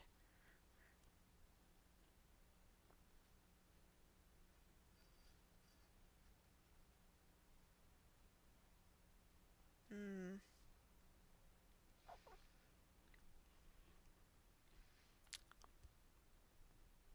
You know, I feel like learning and looking for answers are the sorts of things that give life meaning. Not to get too philosophical or anything, but it was kind of on my mind, so that's what I wrote about. I see. I never really put much thought into it. In a way, it's almost paradoxical, because if we had all the answers, wouldn't the world start to lose its meaning? You know, there's one thing I noticed. It seems like everyone in the club prefers writing about things that are more sad than happy. Ah, are you surprised? I mean, if everything was okay, we wouldn't really have anything to write about, would we? Humans aren't two-dimensional creatures. I think you know that better than anyone. You mean one-dimensional? Yeah, that. Anyway, here's Monica's writing tip of the day. Are you ever too shy to share your writing because you're afraid it's not that good? It can be really disheartening to get a lukewarm response to something you put so much into. But if you find other people who enjoy writing, then sharing becomes a lot easier. Because instead of just telling you that your writing is good or okay or bad, they'll want to focus more on everything that went into it and the things you can work on. It's much more encouraging that way, and it'll make you want to continue improving. It's almost like having your own little literature club, don't you think? That's my advice for today. Thanks for listening. Okay, you three. We're all done sharing poems, right? Wait, she said three? Does everyone know that Sayori went home early? Or maybe she just noticed she was gone? Hold on a second. Is it just me or did you say something strange just now? Uh, Something did sound a bit unusual. That's right. You deviated from your usual catchphrase when addressing the club. Catchphrase? I don't have a catchphrase. Geez, why's the mood so weird today? Look, even Yuri isn't immune to it. Ooh, stagnating air is common foreshadowing that something terrible is about to happen. In your books, maybe. Look, the only thing different is that Sayori isn't here. Ah, it seems you're right. Sigh. Sayori always helps lighten the mood a little bit, doesn't she? It's almost like everyone's balance is thrown off a little when she's not around. Where the heck did she run off to, anyway? I thought she just went to pee. Natsuki, please show some decency. Oh, come on. She actually wasn't feeling too well and went home early. Is that so? I hope she's alright. Seriously? Of all the times to not go home with her, you picked the time she's not feeling well. So much for you two being all lovey-dovey. No. First of all, stop misunderstanding my friendship with Sayori. And second, she's kind of been avoiding me today, so I didn't want to force it. Oh? That curious expression coming from Yuri of all people? Calm down, guys. I talked to her earlier and everything's fine. What did she say? Anyway, we need to figure out the rest of the festival preparations, so let's decide what everyone will be doing this weekend. I already know what I'm doing. That's right. Natsuki will be making cupcakes, but we might need a lot of them and different flavors. Can you handle that all by yourself, Natsuki? Challenge accepted. And as for myself, I'm going to be printing and assembling all the poetry pamphlets. Sayori will be helping me design them. And as for Yuri, you can, guys, can you help me come up with something for Yuri? I'm useless. No, that's not it at all. You're the most talented person here, you know. Now Natsuki's pouting too? Geez, even I can tell now. I guess I never gave Sayori enough credit, but I can tell things are even harder on you when she's not around. That may be the case. But if I can't also be a leader on my own, then I won't grow as a person. So, Yuri, you have beautiful handwriting, you know. So you should make some banners and decorations to help set the atmosphere. Atmosphere? About that, I I love atmosphere. Yuri's expression suddenly changes as she stares at her desk in focus and starts nodding to herself. Your mind's already racing, I see. That's great. You'll be a wonderful help, Yuri. But anyway, that just leaves you, Isabel. The one who's truly useless. Ah ha ha. Don't say that. In fact, both Natsuki and Yuri have some pretty heavy tasks to handle. It would probably go a long way to give one of them a hand, and I have to choose. Don't I? You could always help me out as well. Oh, I would be really appreciative of that. They have some heavy what? Tasks. Is Monica suggesting I spend the weekend with one of my club members? How on earth are they going to respond to a suggestion like that? I suppose I wouldn't mind a bit of help. Well, even if you don't know how to bake, there's always some dirty work I could give to you. It's not like Monica's gonna give me a choice, and you shouldn't be sitting on your butt anyway. Natsuki tries to mumble a bunch of excuses like that. If I recall, Natsuki, You mentioned that you would like to handle the baking on your own. Isabel may not like to be around if you only make him out to be a nuisance. I forget I'm a guy. So therefore, he may be more suited to assisting with the decorations. Hold on, I never said that. How hard could it be to make a few decorations anyway? Sounds more like you're just making excuses for Isabel to. What are you saying? It'll be extremely meticulous work. And baking isn't? Just what do you think? Guys, let's settle down for a moment. In the end, I think it's up to Isabel to decide how he'd like to contribute. Besides, he hasn't really gotten the chance to spend any time with me yet, you know. That's true. So I'm sure he's interested in. You literally just said, I'm surprised as well. Sorry. I was just saying, though. Geez. Can we just settle this already? Yeah. Isabel, you're okay with this, right? In the end, it's up to you. Of course. Humph. Very well. In that case, everyone looks straight at me. But of course, I'm going to go with.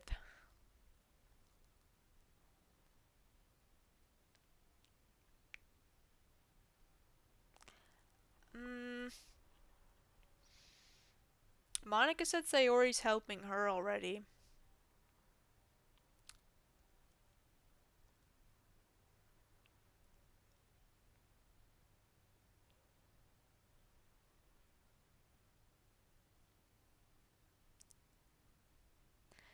Well, I'll probably be the most useful helping out Yuri.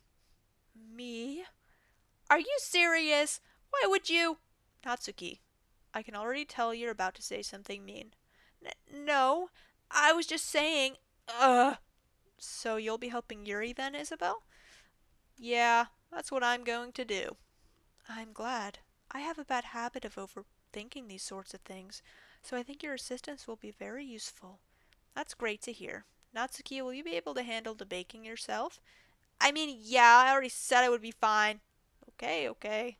Everyone can tell that Natsuki's feeling a little sour. So is that everything we needed to go over? Yeah, that should be about it. Are you guys excited? Well, excited may not be the right word, but I suppose I'm looking forward to it a little bit. Do you feel the same way, Isabel? That was Monica. I don't remember her voice. She doesn't even have a voice. She's just me. Me? I guess you could say I'm interested to see how it'll turn out. That's good enough for me. What about you, Natsuki? Natsuki. What? Why is everyone yelling at me? I didn't even do anything. No, that's not what I meant at all. Uh, Yuri anxiously glances between everyone in the room. I'm sorry for this. I don't really know why Isabel picked me. And also, your cupcakes are the best cupcakes I've ever had. They go really well with my tea.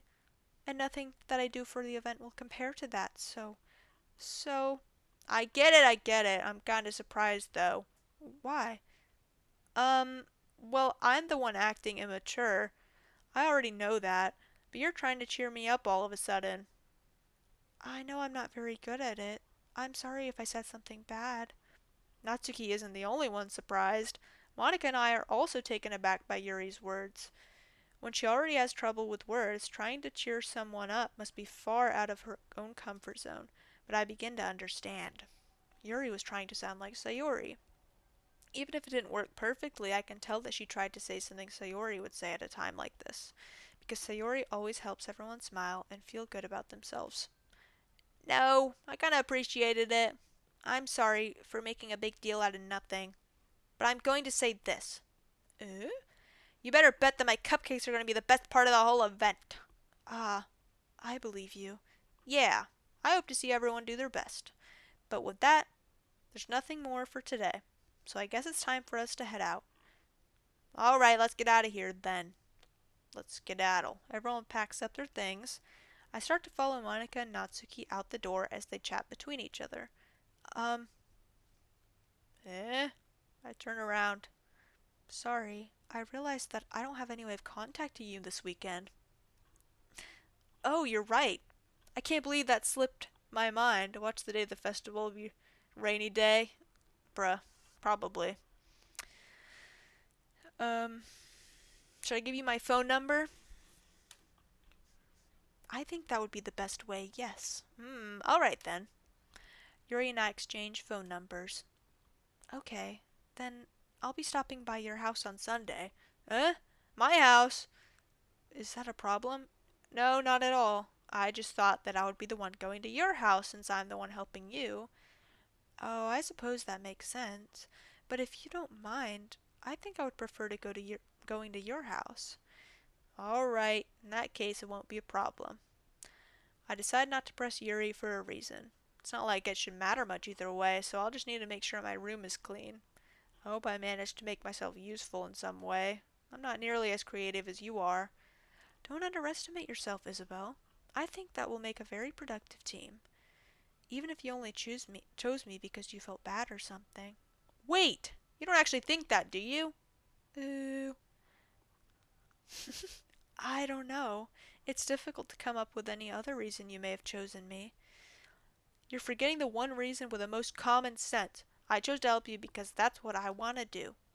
But, Yuri thinks to herself with an extremely tense expression. Yuri, you're overthinking this. You wanted me to point out when you're overthinking, right?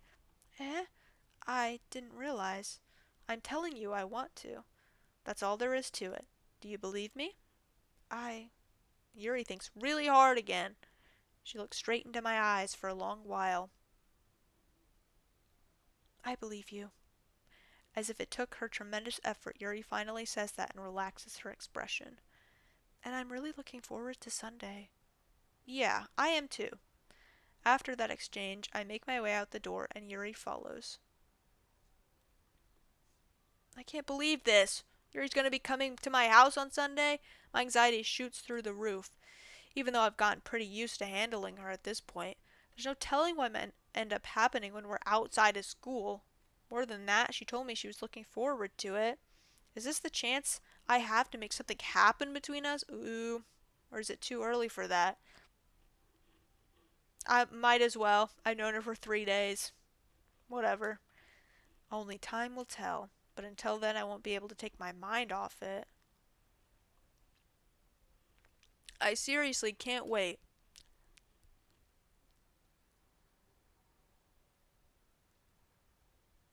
It's already Sunday. I don't know. Sorry, I might end stream soon.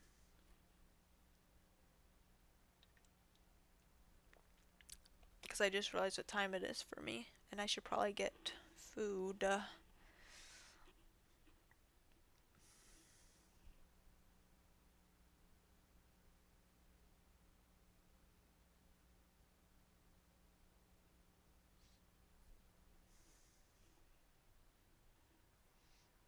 Yeah, and my voice is all messed up, so.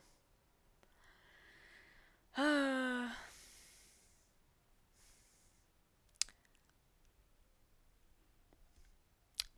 think this is the end of the road for now.